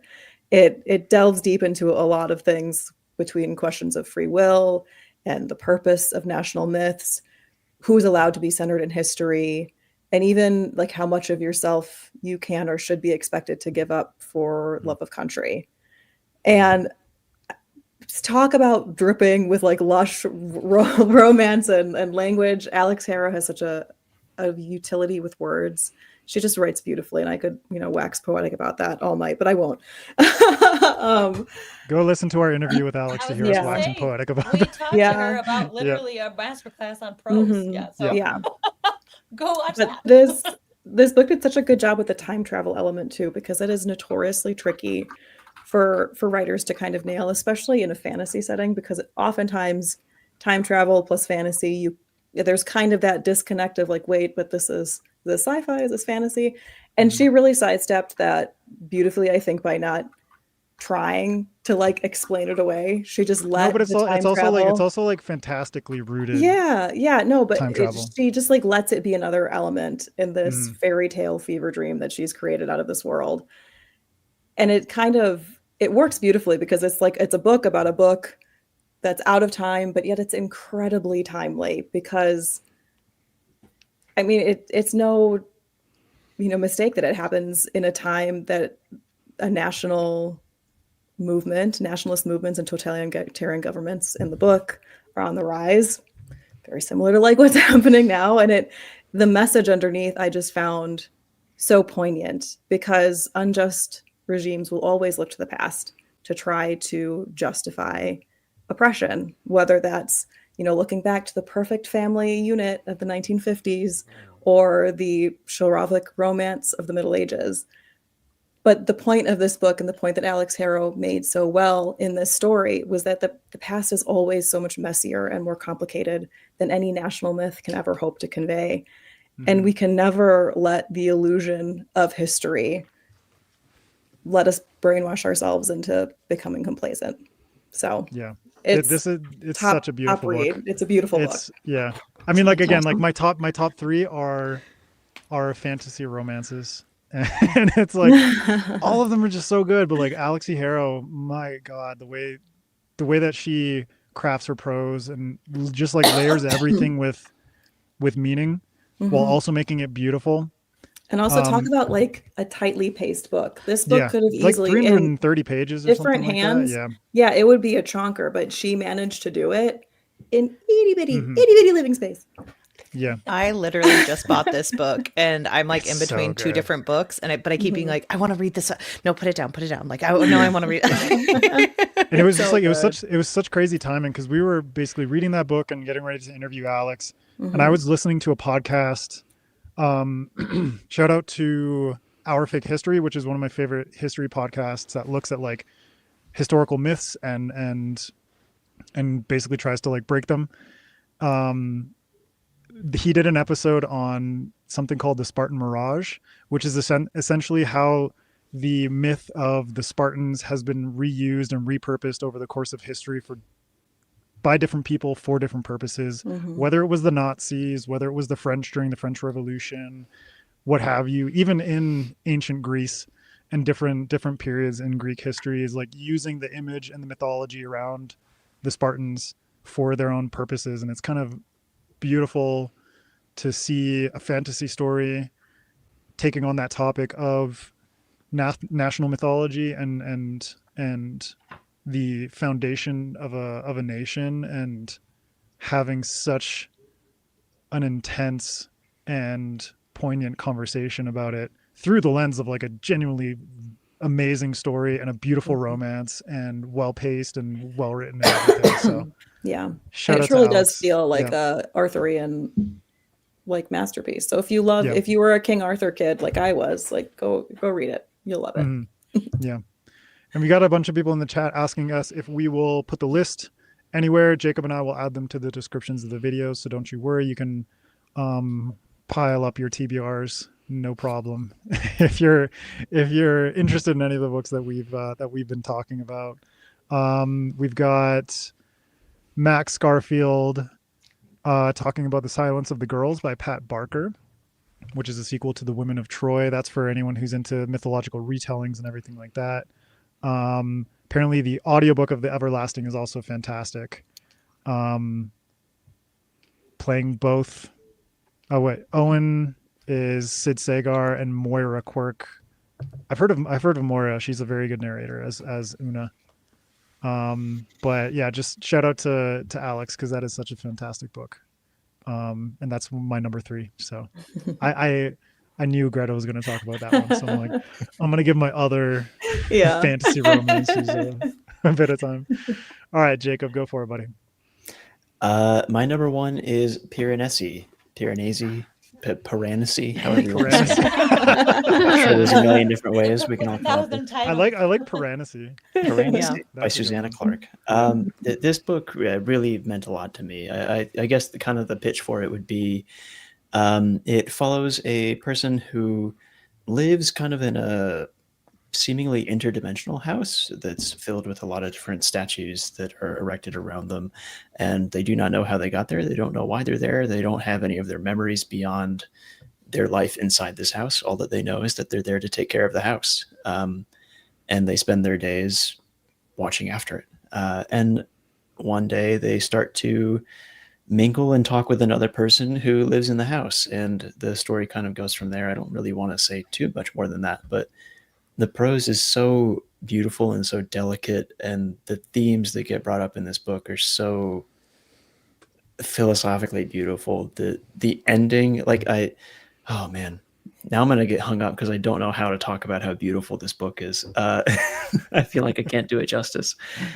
The pace of it is so perfectly plotted so that you're just living life. It's almost at times confusingly slow in a way that feels just like a day-to-day life and is very purposeful. But by the time that you get to the end of the book, and when I say the end, I mean like maybe the last page or page and a half, when you get to the end of that book, the purpose of how that all comes together is so powerful. And I think it's a type of story that can probably hit everybody completely differently. And the way that it hit me is I walked away from it feeling like you can choose the things that you love and want to care for. And that is a shockingly powerful thing. And the way that that comes across just from the character Piranesi and their journey through the story is really, really incredible. I highly recommend it. It's I've one been of the wanting best to read books this of one all for time. so long. Yeah.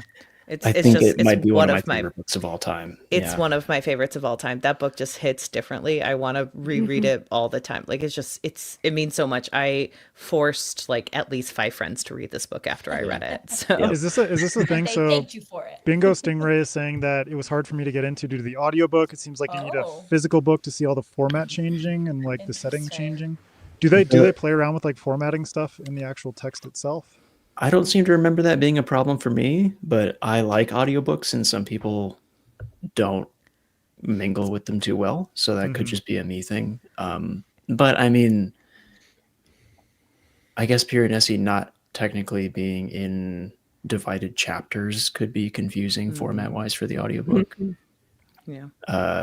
I guess there's also like the way that Piranesi labels their own calendar is not typical, and that's how the chapters are split up. So having the physical book might be easier to reference as you're learning how that calendar works. Yeah. For the beginning, especially. But I would recommend the audiobook. I thought the narrator was great. I love that someone in the chat put, I definitely need to read parentheses. Thank you for that joke. Yeah, I'll think about it for the next hour. I mean, we got someone who actually like laid it out for us phonetically, but where is it? Yeah, Here. They say Piranesi. Piranesi. I don't know. Piranesi. But who knows? Maybe Jareth the sheriff is tricking us. We don't know. We need to ask Susanna Clark. There you go. Find a Only clip of recourse. Susanna Clark saying Piranesi. I'm going to be so happy. She's gonna like butcher you, man. It's like, no. But like no actually shit. the R is silent. Okay, so Yeah, he says okay. that Piranesi. Susanna. Yeah. Okay. Okay. All right. We'll go with Susanna's pronunciation. I can't even speak Seems right wise. now. Yeah. Yeah. All right. MJ, go for it. Yeah, so I feel like I'm kind of like breaking up the party here because we've had a bunch of like really just like beautiful, life-changing level like. And then MJ's like horror. Yeah, bring it. I know I do usually like if anyone that listens to SFF Addicts, I'm usually the one coming in with like just the off the wall random horror recommendations. But today I'm coming in with like just a weird comedic funny fantasy series, Orconomics by J.A.J. Nice. So I don't know if any of y'all have read it. It's so basically it is kind of like a D&D style fantasy world, right? We've got parties of adventurers. Yeah, I know. Where everyone has like different skill sets and they go on adventures to hunt monsters. Classic, right?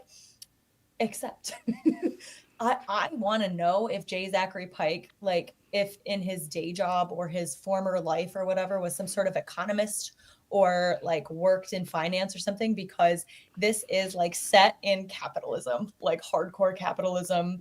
So one MJ, of the can I just like lay out his jobs, his do previous you jobs have for them? you?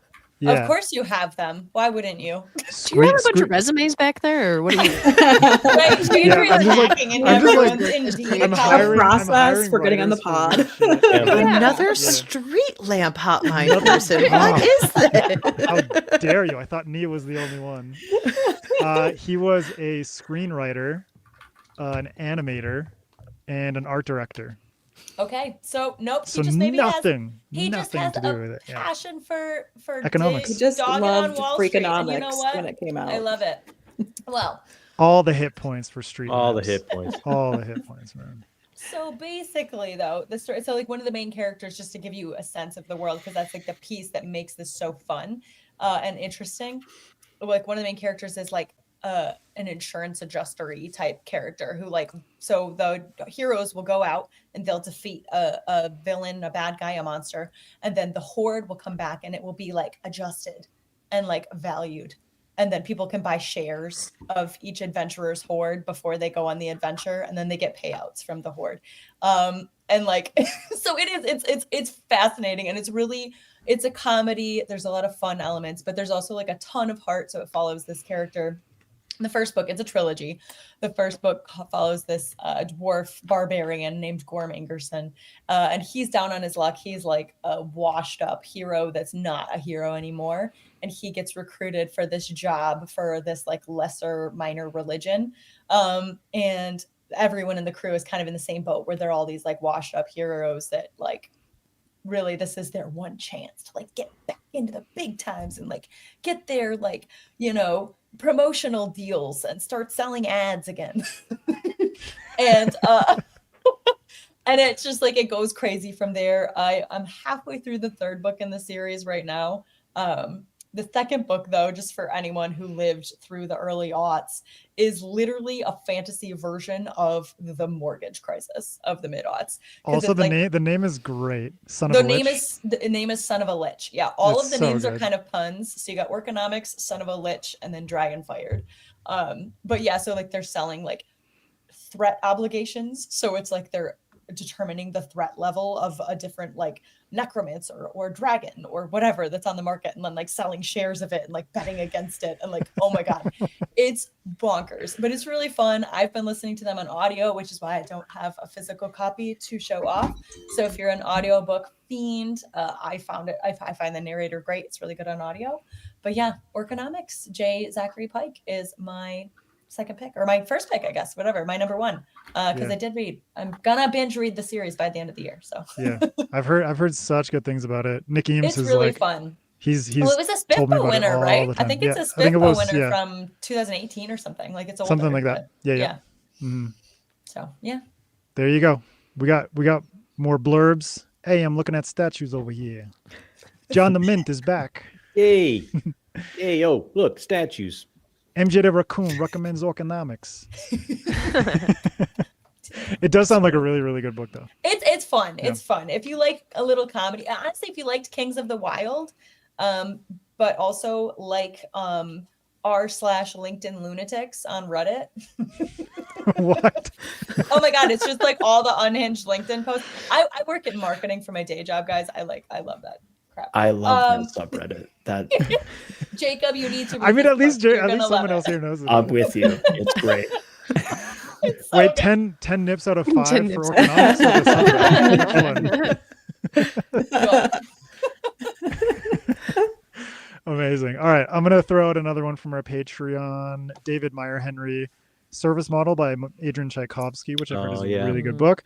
This is one we love, the Forever Desert Trilogy by Moses Sosa Utomi. There it is. He's recommending all 3 books, so thank you, David. All right, Laura, go for it. Okay, so I'm bringing it back to Niveau because my number 1 favorite book this year was The City in Glass. And Hannah and I, like I mentioned previously, we were really fortunate to be able to have Nee on the podcast earlier. And so my homework was to just read all of her works, which was the most enjoyable homework ever. And It was literally only reading the Singing Hill cycle. She just assigned herself the rest of them. I mean, just to read all of be fair, like Nee's books are like Siren Queen is fantastic, Chosen of the Beautiful is fantastic. You can't All really quite go wrong. short. Yeah. Yeah, they're all Yeah. very They're short. easy yeah. to binge. Oh, for I would sure. say I would say there isn't a single one that's like over 350 pages. No, and She I doesn't don't even believe know in if- writing long ones. She says she wants to take a nap. So. Exactly. I support it. have to look because I was like, I don't even think it's 209 pages. So it's not even that long. So everyone should read it though. But all of her works are like really deep and symbolic. And I just think that this is probably one of like my all-time favorite books in general now. It follows this demon named Vitrin who, and I'm hopefully getting the names right. But Vitrin deeply loves this city that she helped build, the city of Azrael, and she has to see it destroyed by angels. And then she's left with this angel who is basically haunting her in her grief. And she ends up harming the angel and like putting a piece of herself into him at one point. And it's just basically like this back and forth between the two of them as they're kind of rebuilding this city and deciding what's to come for this city in the future. And I think it's just such a lyrical book, and it's so deeply moving, and it's a book about love, really, and love for a place and the work that you put into it, and how love can change, and how we change and our love changes, and how the way that we love others evolves. And I just think it hit me at like a really good time when I was kind of struggling with like the state of the world and considering like the ways that I could show love for people and communities and things that are important to me, and also just reflecting on how things can change in a person's life. And I think that there are just like countless sections of this book that you could like just frame or like think about and just reflect on for all time, honestly. And it's just such a deep book about love, and I really think it's fantastic and would highly recommend it. I can't say enough good things about it. Yeah. This was on my list too. It is definitely one of those books as an author you read and you're like, oh, I need to just study this and try to figure out how she did this. So yeah, but it was cool how she kind of navigated love, like the spectrum of love, in the sense of not just being able to love a person, but being able to love a place.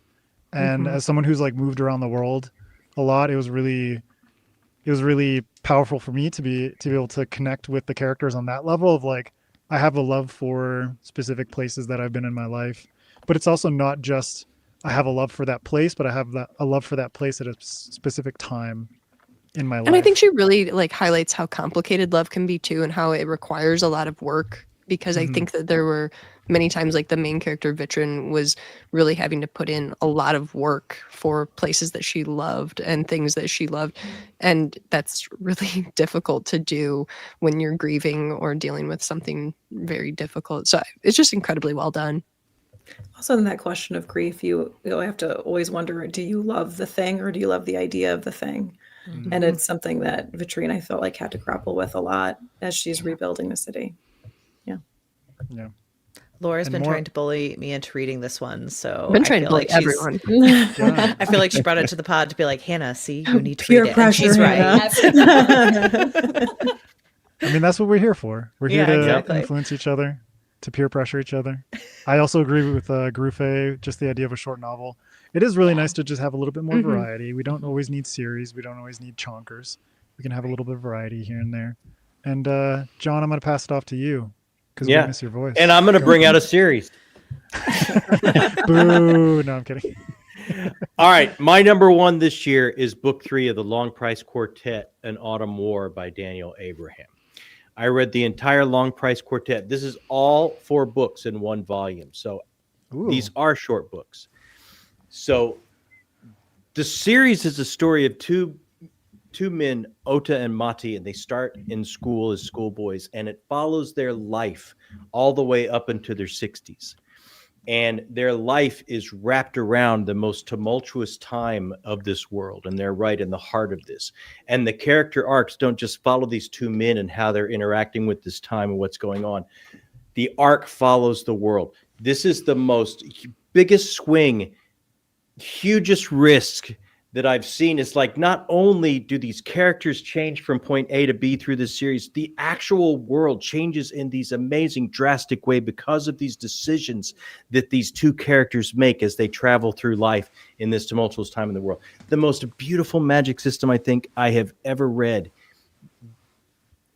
just everything about this series. Book 3, The Autumn War, is where so much of it culminates, and it is the best story dealing with the theme of the price of magic and what it can do, and the price you'll pay for trying to use it, I have ever read in my life. It is heartbreaking. It is jaw-dropping. It is awe-inspiring. This guy is a master. I don't know why he's not on more people's top 10 list. Everybody should be reading him that likes the fantastical, that likes fantasy, that likes human drama. Every one of these books just crackles with this Shakespearean type of drama. It's the whole thing, like when you have a horse, my kingdom for a horse, is just one man screaming and the battle's over there off stage. That's the way this book plays out. The drama is these people talking and what it means and the decisions they're making. A bunch of the action is never even seen because it doesn't have to be. It's about the conversation. So many times I'll read a big epic fantasy series and I start to get some battle fatigues because it's just going from one duel to the next duel to the next battle to the next battle. This is the antithesis of that. It's just one human dramatic scene after another played out. And the characters are so deep, you're going to end up rooting for people you thought you would never do anything but despise by the end of it. It does that magic trick to where they are complex and it turns around. And there's just moments when that tab comes due of using this magic in this world, it is just, I actually made a noise. While reading, I actually had to go, whoa, I had to make a noise out loud while reading. It was that good. It'll live in my soul forever as the best, so far, the best story about the price of magic to be paid by using it. And the magic system is so well done. The world building is so well done because the magic system is used to corner markets and make one nation lord over another from this cornering of markets. So it's so tangible, it's so concrete, it's so real. You just buy in, and next thing you know, you're a complete denizen of this world. It's just masterfully done. Yeah, I mean, shout out to Daniel. He's one of the most brilliant authors who doesn't get enough attention on his own. I mean, people will know him from being half of James S.A. Corey, the authors of The Expanse. Yeah. But his solo work is so damn good, but it does not get the attention that it deserves. Yeah. It's kind of like one of those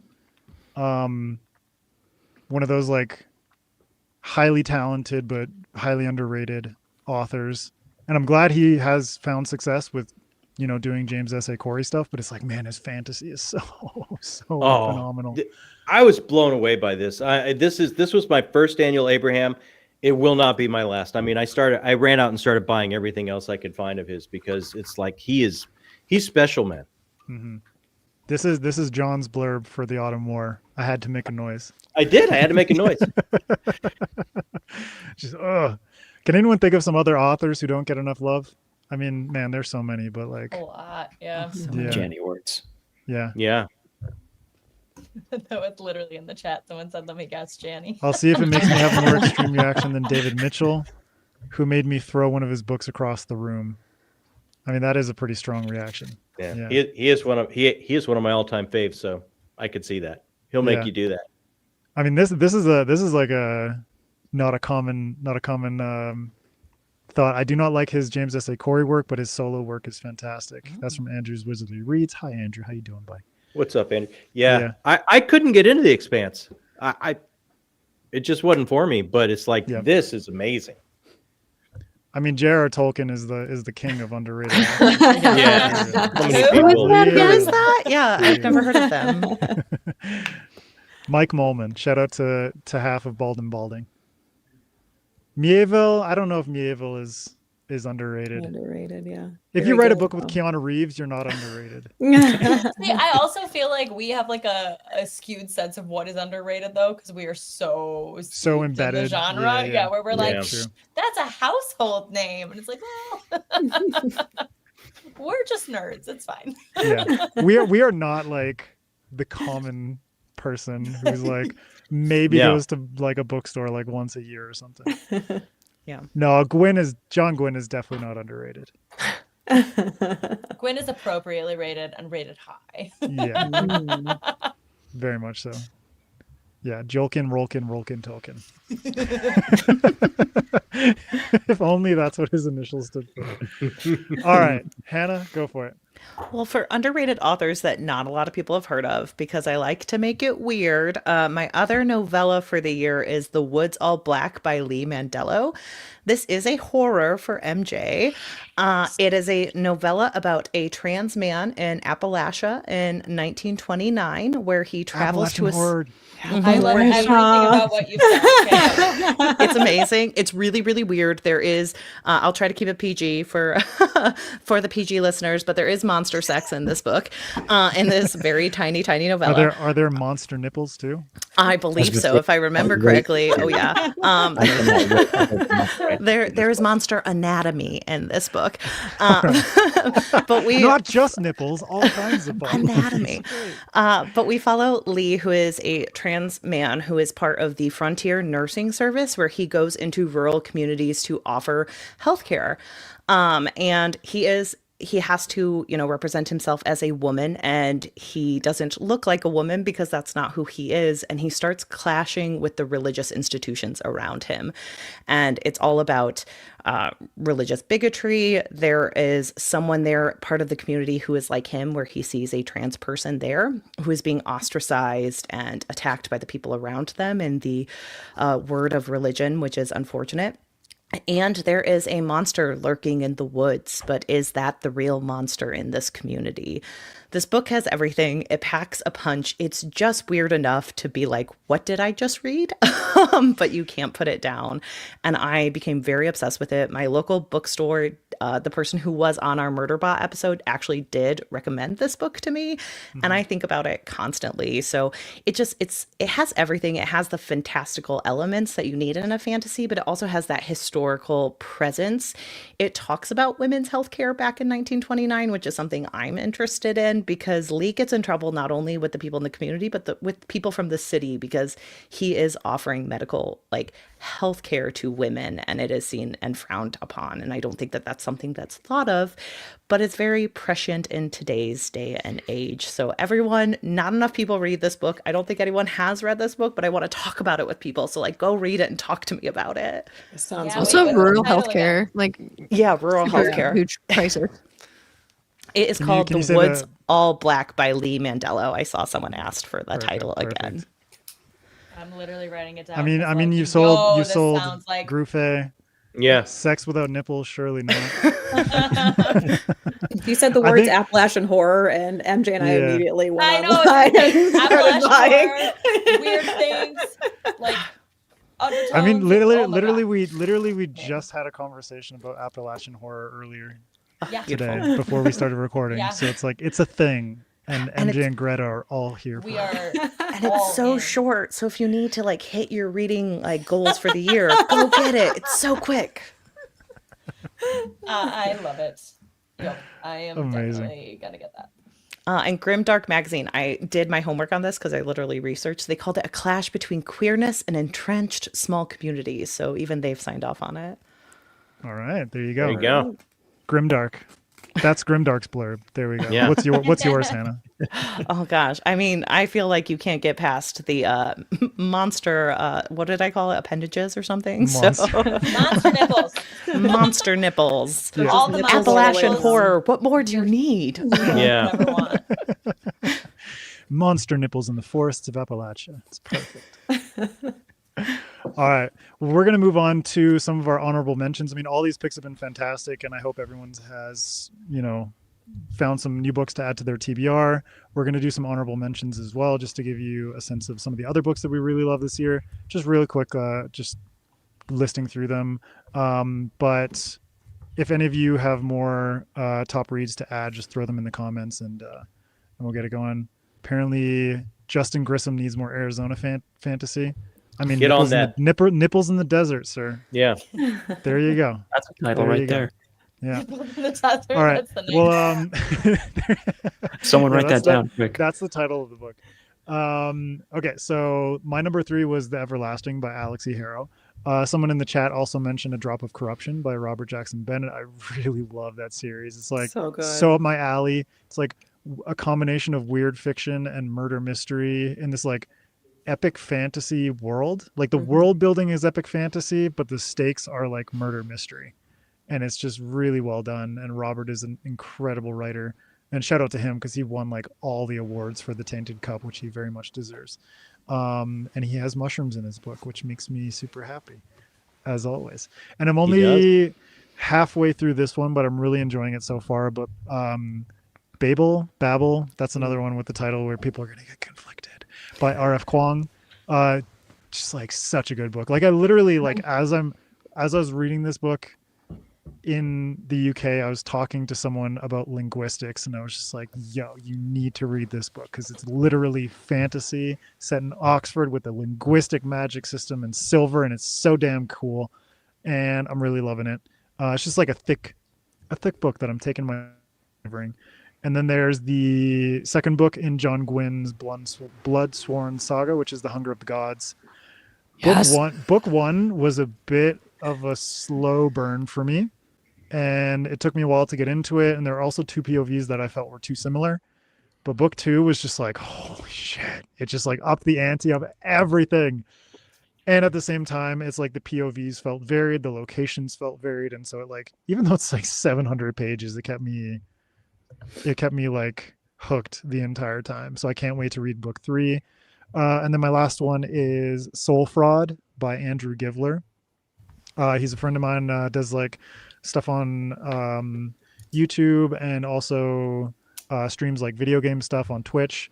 But he's also written this like really cool urban fantasy series. And I pitched it to Greta and MJ, and I was like, literally, this is like the first like page of the first chapter. It's a dude who's down in his luck, goes to a movie theater, and he's drinking tequila, and then a demon named Dan tries to get him to sign a deal with the devil to sell him his soul. And he says no, and then Dan says screw you and forged his signature, and that's the impetus for the entire story. And it's so much fun. Like it's so fun. Like if you love Dresden, if you love, you know, urban fantasy and that kind of vibe, you know, like a little mix of Richard Kadri in there, some Kevin Hearn type humor, it's just so much fun. And I had a great time with it. So I immediately after finishing book one bought books 2, 3, and 4, and they have gorgeous covers too, so I'm really happy to have those on my shelves. But yeah, Dan the Demon, you know, forging signatures. What a jerk. Yeah, such an ass. Damn it, Dan. All right, Greta, what about you? Yeah, so rapid fire, I'm just going to shout out all of the T. Kingfisher books I have read this year. You've been on a tear. I know, but she's an auto-buy author for me. So, you know, she can do horror. She can do middle grade. She can do fairy tale retellings. She can do it all. It's very fair. I love T. Kingfisher. You don't need to hear me wax poetically about her right now. Go watch our episode with T. Kingfisher where I was probably really embarrassing. Also, honorable mention, Murderbot Diaries. Way late to the party, but my husband and I went on a road trip with our little kids, and while they were zoned out on their tablets, we started listening and love it. I'm really glad I finally have started listening to the books. I have not seen the series yet on I've heard really good. I've heard the narration for good. the audiobooks is fantastic. Though. We got the full production audiobook, so it's like multiple narrators and like mild sound effects. And it's very cool. Nice. Yeah. And otherwise I was going to talk about City and Glass, but we already talked about that. So those are my top picks for the year. Jacob, what about you? I would say I have two. The first one I would say is Ashes of Man from the Sun Eater series by Christopher Rocchio. It took me a while to decide that was my favorite over Kingdoms of Death, but it did edge out in the end just because the emotional depth that he's able to tap into in that book with his side characters, and particularly with Adrian as well, is something that he kind of like started to do in Kingdoms of Death with his side characters toward the end there, but in Ashes of Man I think he really perfected it. And to change for me the center of the story, not necessarily being the world building and the lore and all of this stuff, and more turning it into a character growth for Hadrian as the series goes on, is just like, oh, okay, now I'm in. Like this, I understand why everybody loves this series so much now. Like this is amazing. So Ashes of Man was incredible. The other one is The Invisible Parade, which is like a Your dad was cooperative. telling me about that at Oh my Worldcon. God. This Yeah. book is so good, man.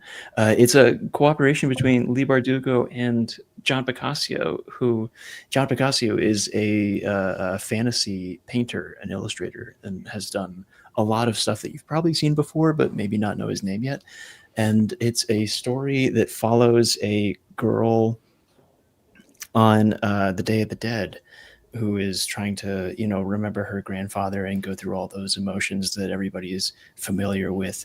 And it's kind of a children's book, but it's so much more than that, and it really grows to be a book for everybody. It tackles a lot of themes that everybody's gone through before, with death and missing people and remembering them and how they stay with you for so long after they're actually gone.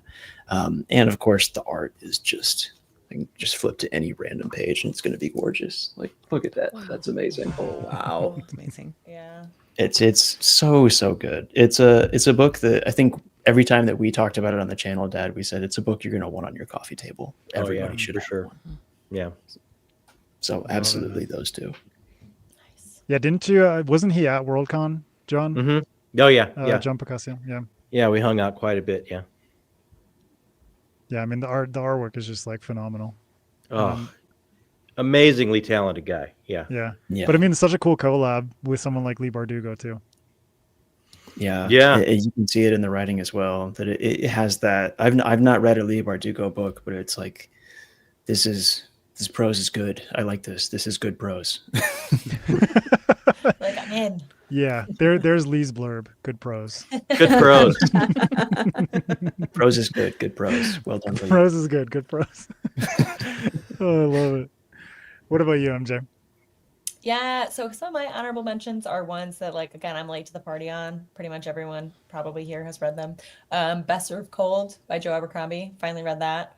That overtook First Law trilogy, which was shocking for me that anything could overrule that for my favorite Abercrombie, but Best Served Cold won. Empire of the Vampire. I have not yet read the rest of the series, but it's on my shelf over there. But I really liked book one. I really enjoyed that. And then my best friend's Exorcism by Grady Hendrix. I pulled a Greta with T. Kingfisher with Grady Hendrix this year. Yo, and you read at least like 3 of his books. Dude, I read like least. 5 Grady Hendrix books this year. Oh, Yeah, damn. bonkers. Yeah. But my best friend's Exorcism was my personal favorite, where it's exactly what it sounds like. It's like set in the 80s, and your best friend gets possessed by the devil, and you have to figure it out. Or possessed by a demon. I guess we don't know. But then 2 other ones I want to shout out real quick. The Way Up is Death by Dan Hanks, which I know I think you read that last year, Adrian. Dude, that was one of my top 5 last year. Which is really so fun. It's like a floating island with a tower appears over the city of London, and for no reason, and then like just a random assortment of people just get like beam me up Scottied onto it and have no context for what's going on and have to figure out like what it was really good. It was almost like gamification of survival. I don't know. It was really good. And then it's basically like escape or die. It's kind of like the basic concept of it. 100%. But and then there's like layers to it, literally layers, I guess, in the floors of the tower, but like layers to like the story and like what's actually happening. And like, it was really good. And then this is my contribution to the weird, bonkers, off the wall horror Rex. Wolf Hunt, the entire series by Jeff Strand. It's literally book 1. It's 3 books. I binge read them in like a weekend. The first book is like about 2 like kind of crappy tier mobsters are in Florida, and they end up getting hired to take a guy in a cage from Florida to, I forget, Texas, whatever. They have to drive across half the country with this guy in a cage, and he's a werewolf, and like chaos ensues. So it's like a dark horror comedy. It's gore horror. So if you can't vibe with gore horror, probably don't pick this one up. But it's insane. So yeah, you describing that one to us. That was a trip. I read some weird stuff, guys. If you want your unhinged Rex, Go subscribe to our me. Patreon and read and listen to the playlist. And MJ will tell you about like tapeworms. And I have at worms and least shit. one unhinged. Give the people horror what they wreck. want. Every Give them what they want. No, like literally like a book about Boy Scouts and tapeworms. And I will leave it at that. Yeah. Sounds great. Just Sign me up. Don't let my Do with that grandma what you sweater No questions. fool you. I'm yeah, really yeah. There is darkness beneath those gingerbread men. Yes. Oh my god! All right, I'm gonna read some picks from the live chat. We've got Jareth with Discovery, top 5 to 10, Guns of the Dawn, 11, 22, 63, Alice in Wonderland, Hero of Ages, good old Brando Sando. King Sorrow, personal best of 2025. That's Joe Hill. I've heard amazing really things. I hear but really that is- good things there. That yeah. is like a fat one. It's so thick. But I think John, I think you got like you got a copy of that. I saw it on your social I media do. recently. Yeah, I have a buddy read set up for that coming up. Nice. Ashes of Man. That's Justin's favorite Sun Eater book. We got Correct Grufe, answer. who's starting Sun Eater next year. Yes. All right. The Devils by Joe Abercrombie. That fun. was like a lot of fun. that. It was fun. Yeah, but it's like popcorn Joe. Yeah, I was absolutely. gonna say it's a little different from his usual, but I liked it. Yeah. This one I've heard really good things about. The Buffalo Hunter by Stephen Currently Graham reading Jones. that one right now. Nice. It's very good. I've Yeah, read Laura some and I are other reading Graham it together. Jones, and Nice. I've enjoyed his stuff, so I'm excited. So for that one. good. More people need to be talking about Jones's work because Yeah. they're all incredible. Yeah. Yeah. So good. Yeah. He's a phenomenal writer. Yeah. All right, Laura, what are your honorable mentions? So first one would be Clap When You Land by Elizabeth Acevedo. This is a book that I read via audio, and I do think that that's the best way to read this book because the author herself is one of the narrators and it's absolutely incredible. It's a book that made me sob. It's a YA book about two girls that discover that they are sisters after their father dies. And I'll just leave it at that. It's a really short book and a lot about loss and coming to terms with your grief. Highly recommend. Another couple of books would be Digital Extremities and Animus Paradox by Nice. Adam Bassett. They are really great sci-fi. Digital Extremities is a collection of short stories that are sci-fi stories, and some of those stories really pack a punch. Adam is a really great writer. He's also got another book coming out next year. Copper Skin, Oaken Lungs, I think, is the title, and I'm really looking forward to that He's also one got too. a story in the Book of Spores. Yes, he does. And then just kind of random offshoot, Vinland Saga by Makoto Yukimura. Absolutely love that. And then Jujutsu Kaisen by Gigi Akutami. Love that as well. Those are two series that really just like have my heart, and I worry so much about the characters in Jujutsu Kaisen. I think about them all the time. I'm very concerned about them. So yeah, highly recommend both of those manga series. I love the manga Rex. Vinland Saga is fantastic. Oh, it's so good. Like my background on my phone. the anime is- and the manga are both fantastic. Yeah, yeah. Jacob, I feel like people are hating on your lukewarmness God, of man. the Devils. Jacob's like, don't call me out. It's like the only book I've DNF'd. It's not for Sometimes me, it's just man. not for you. Yeah. Yeah, That's totally that's fine. okay. That's totally Everyone fine. can love it. Yeah. It's The most fine. fair. As the moodiest of all mood readers, I support all DNFing. Yep. Yeah. Thank you, MJ. Don't force yourself to read these things, and don't Yeah. peer No. pressure in the chat. Right? It's not homework. It's supposed to be fun. We do booktube and podcasting as hobbies. Come on, people. I don't right. hate that much for this. Oh, fantastic! We got some love for Vinland Saga, but this person is a little bit conflicted about the whole New World arc, all of it made me sob. I loved all of it. and some Okie dude is calling us weeaboos. Respect, buddy. All right, John, go for it, bud. Runners up, very close runners up. I would say Mystic River by Dennis Lehane. Ooh, nice one. Wow, just this amazing sense of place, this tragic, where these people, where caste system being stuck somewhere meets the ultimate family tragedy, and what will you do as a response to it? It's just it is one of the bleakest books I think I've ever read, and at the same time, it's just so well done, so beautiful. I couldn't stop reading it, but it was dark as dark could be. But I mean, definitely going to be one of my top reads of the year. And I have Shadows Upon Time, but for me, from Kingdoms of Death into Ashes of Man into Disquiet Gods into Shadows Upon Time, I pulled this one out because I think to like land a plane on like a series like this is so hard to actually like pull all the threads together and make it this tapestry that as you stand back and look at it, you go, oh, all the themes are there. Everything from the beginning was paid off.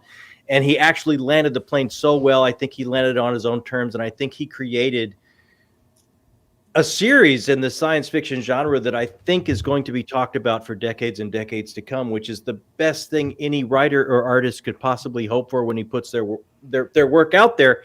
And I think Christopher Rocchio actually pulled it off. I mean, I know not everybody loves it, but I think when you take some big swings and some chances with some things, not everybody's going to love it.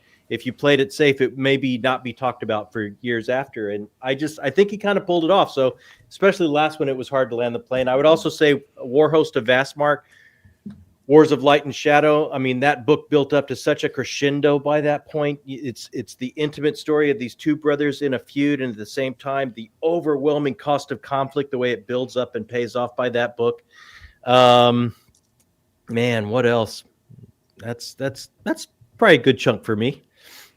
Great picks, though. Yeah, I can't wait to continue with Sun Eater. Yeah, And Chris is where you at? Just caught up either. I finished book 3, so I'm pretty much like halfway through the series, and it's kind of like, okay, I'm in a good place. Book 1 was a little bit harder for me to get into, but even Chris will admit that book 1 is his weakest, and that's kind of like the plague of being a debut. For so much. Yeah, exactly.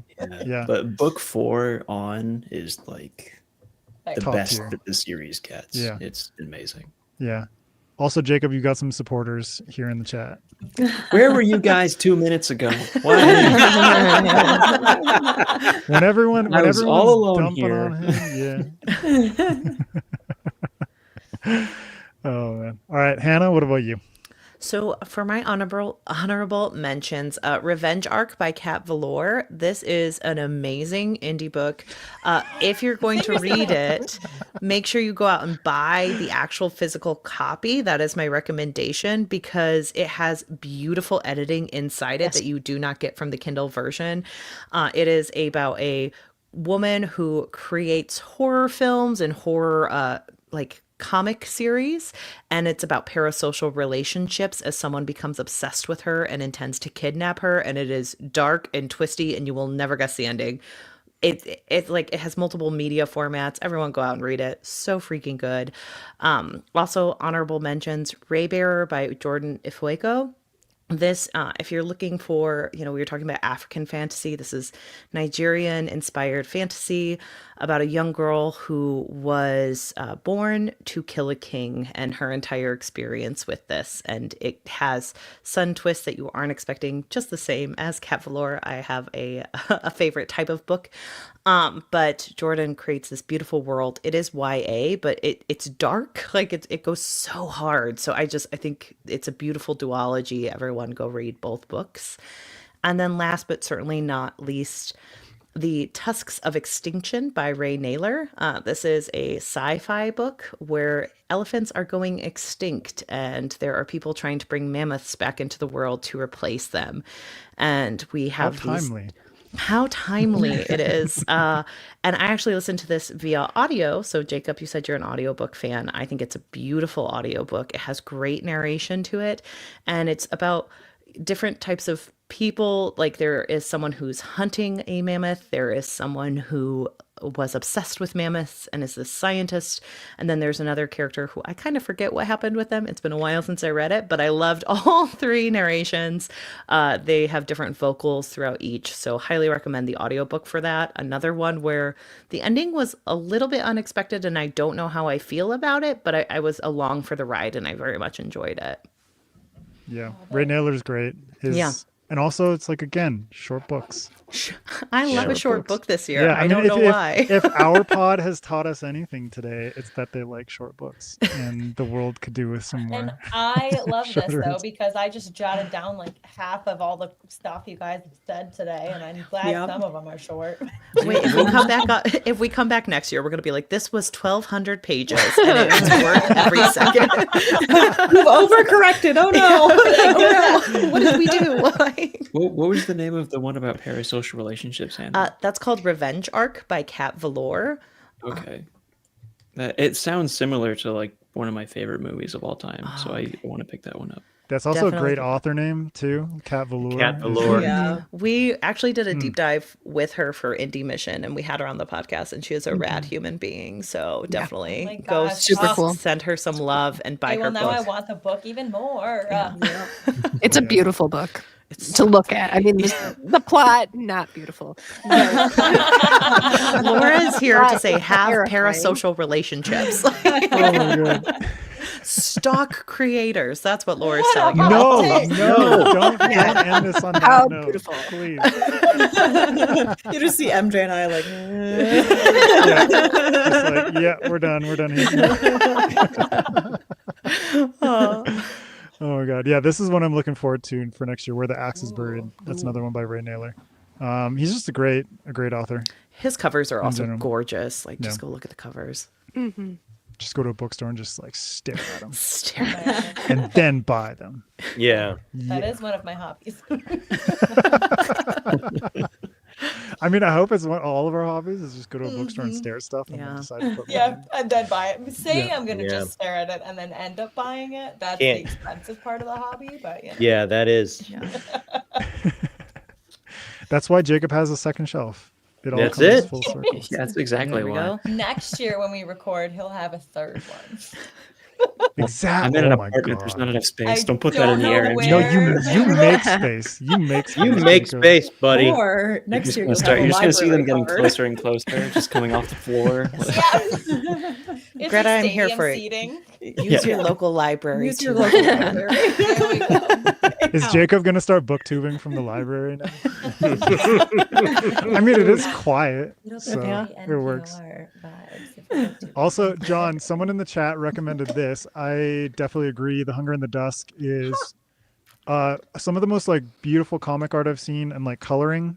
Cool. But also the storyline is really cool because it's basically like it's from multiple perspectives. It's like there are some human characters and then there are some orc characters, and the orc characters kind of like gives orcs much more depth than they're usually given, much like Orconomics, MJ, but just like this is more of like a, you know, there are orcs and the humans exist in a world that is being invaded by some like shadowy kind of alien race kind of thing. So it's really cool, but like truly stunning artwork. Really good. Always looking for good comics. Yeah. A public promise from John that live ships will happen in 26. You know what? I was You owe so me money serious. for not doing it this year. I don't know. you? I was so serious Robin about starting. Hood? Yeah, I was man. so serious about getting back to Elderlings and starting live ship traders. I told Jacob if I didn't in 2025, I would pay him money, and I have to pay him money. All right, there you go. There you go. Hopefully, I mean 2026, man. Get on it. That's how much it has to happen. Fantastic Do, series. do we want to bet like you owe me money in 2026? Because I'll take No, that. I'm not saying that. Okay. Also, Jacob's not going to get a library card. He's just going to use his fridge. I love it. That's a solid plan. That's a solid plan. man. You Yeah. don't need Solid food plan. when you got books. There's That's true. shelves in there already. I mean, Food for thought, indeed. if mushrooms have taught me anything, it's that books are really good fuel. So What a note to leave us And on. on that note, yeah. Thank Go you eat- for go- words to go eat live your by. books. Go eat your books, people. Grow some mushrooms in them. This has been fantastic, and I appreciate all so of much you. fun, guys. Honestly, like Yeah. all these book recs have been great. Everyone in the chat, you've all been phenomenal and so interactive and just awesome recs in your own right. And this has just been a very beautiful way to close out a fantastic year of podcasting and content creation and all that fun stuff. So everyone who's tuning in from SFF Addicts and FanFi Addict, everyone from Talking Story, OWWR Pod. I really appreciate all of you, and I'll just give everyone a little chance to shout themselves out a little bit and promote your stuff, and then we'll wrap this up. Greta? Yeah, you can find me online, mostly on Instagram at Greta K. Kelly, and go ahead and check out my books if you're interested in a fantasy duology that's kind of like The Princess Bride, but make her a necromancer. Check out The Frozen Crown. Or if you like heist and hijinks that kind of like D&D, if you can't stop rolling natural ones and you accidentally get into a fight with the fallen god, the things. And of course, you can find me over on SFF Addicts Pod as well with Adrian and MJ. Jacob? If you're watching from the SFF Addicts live stream, hi, we're from Talking Story. I think we're in the description somewhere. If you're watching from our live stream, you're already here. Thanks for being here. And if you want to check out our book, it's called Discovery. My dad's got it over there. We wrote it together as well as my mom. We all wrote it together as a family. It's kind of a cosmic horror with a take on what would happen in the real world if Cthulhu was discovered in the ocean. So that's fun. And I can't wait to read it. That'll be on my 2026. That'll be like my live show. Or you owe us money. I was about to say, do you want to make it up? Yeah, I'm gonna show up and be like, John the Mint, here's your bag of money. Yay! But be expecting the nipple ratings. Yeah. I would be honored. Oh man! Oh my god! Yeah. Adrian, I want a blurb, and you know what I'm saying. Blurb incoming. The most Special edition coming was a soon. nipple. The only thing about the special edition that's different is that it's got a blurb from Adrian with the nipple rating. Just on the entire back right on the cover. Yeah. Because our names aren't even on it anymore. Your dad showed me the artwork, and it's beautiful. I'll just like smear some nipples all over that, man. There you go, man. Smear? I don't know what you want me to say. Oh my god. All right, John, continue after that train wreck.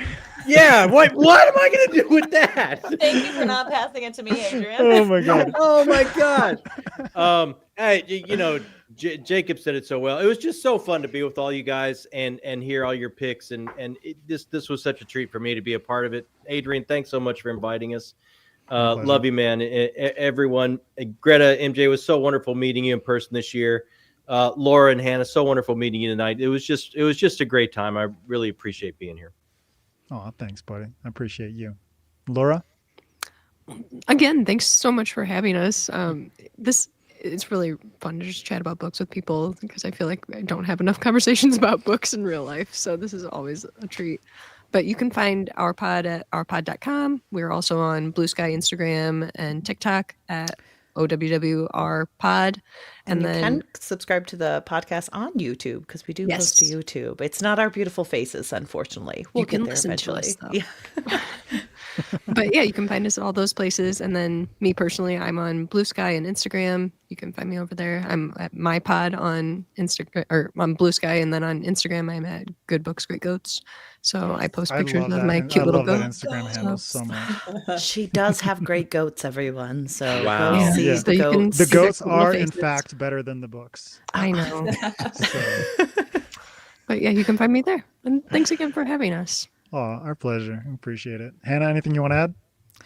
Nope, just follow us all over there. I also have a personal Instagram at brews.and.books. So if you want to see my very infrequent posts over there, you can follow me there. Awesome. MJ? Yeah. So, hi. I'm MJ. Thanks, Hi. Talking Story folks, for having us on your channel too. This has been super fun, super great conversation. Yeah, you can find me mostly over on SFF Addicts. I'm on Instagram at mjkuhnbooks. mjkuhn.com is my website where all my stuff is. And if you want a story about a heist where everything goes wrong because all of our heisters are terrible people that are actually plotting against each other, but they have really great quips. And there's a sequel, Thick as Thieves. There is a sequel, Thick as Thieves. Yeah, it's complete duology. Yeah, Thick Ass Thieves, as we like to say on the podcast. And Thick Ass Thieves. That's the remake. Great nipple scale on Wink, that. wink. Pick that. Off the charts. Off the Yeah, charts. I've heard that duology is just smeared with nipples. Yeah, smeared, man. Just Smeared. smeared. Everywhere. Smeared. Nipples Yeah. all the way down. All the way. Oh my God! Wow. You can find me at Adrian M. Gibson all across the board on social media. How do I follow this up now? I'm not going to try for a segue, Adrian. Yeah, just jump right in there. Going Jump right in with through. both feet. All the Oh, way nipples. down, dude. All the way down. Nipples first. You can find me at Adrian M. Gibson. You can check out my book, Mushroom Blues. It's a fungal noir murder mystery with mushroom people in a city made of fungi and human colonizers who have basically taken over the city. And yeah, it's quite dark. John liked it. So, I did. Yeah, so I appreciate that. That'll just be my blur from him. I did. John liked it.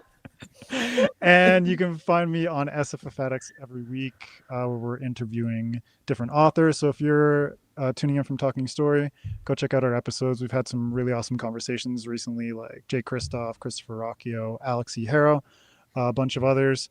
So go check out what we do there. Also, if you want to check out our WorldCon panel that we did, that we mentioned at the top of this episode, you can go watch it in full over at our YouTube channel or on Brandon Sanderson's channel. And then the Book of Spores anthology is still live. So go back that, go check it out until 5 p.m. Eastern on December 4th. And thank you to everyone who supported the Kickstarter so far. You're all amazing. And thank you to all of you for tuning into this madhouse of a panel. Apologies to the Talking Story viewers who are probably used to something a little bit more tame, but we brought the chaos today. Yeah, no, And that's what we brought, wanted. We brought the best out of Jacob and John. That's what we wanted. That's what we wanted. I think Mushroom Blues it's a fantastical world that is eerily reminiscent of our own and has a lot to say, and it's also just smeared with nipples.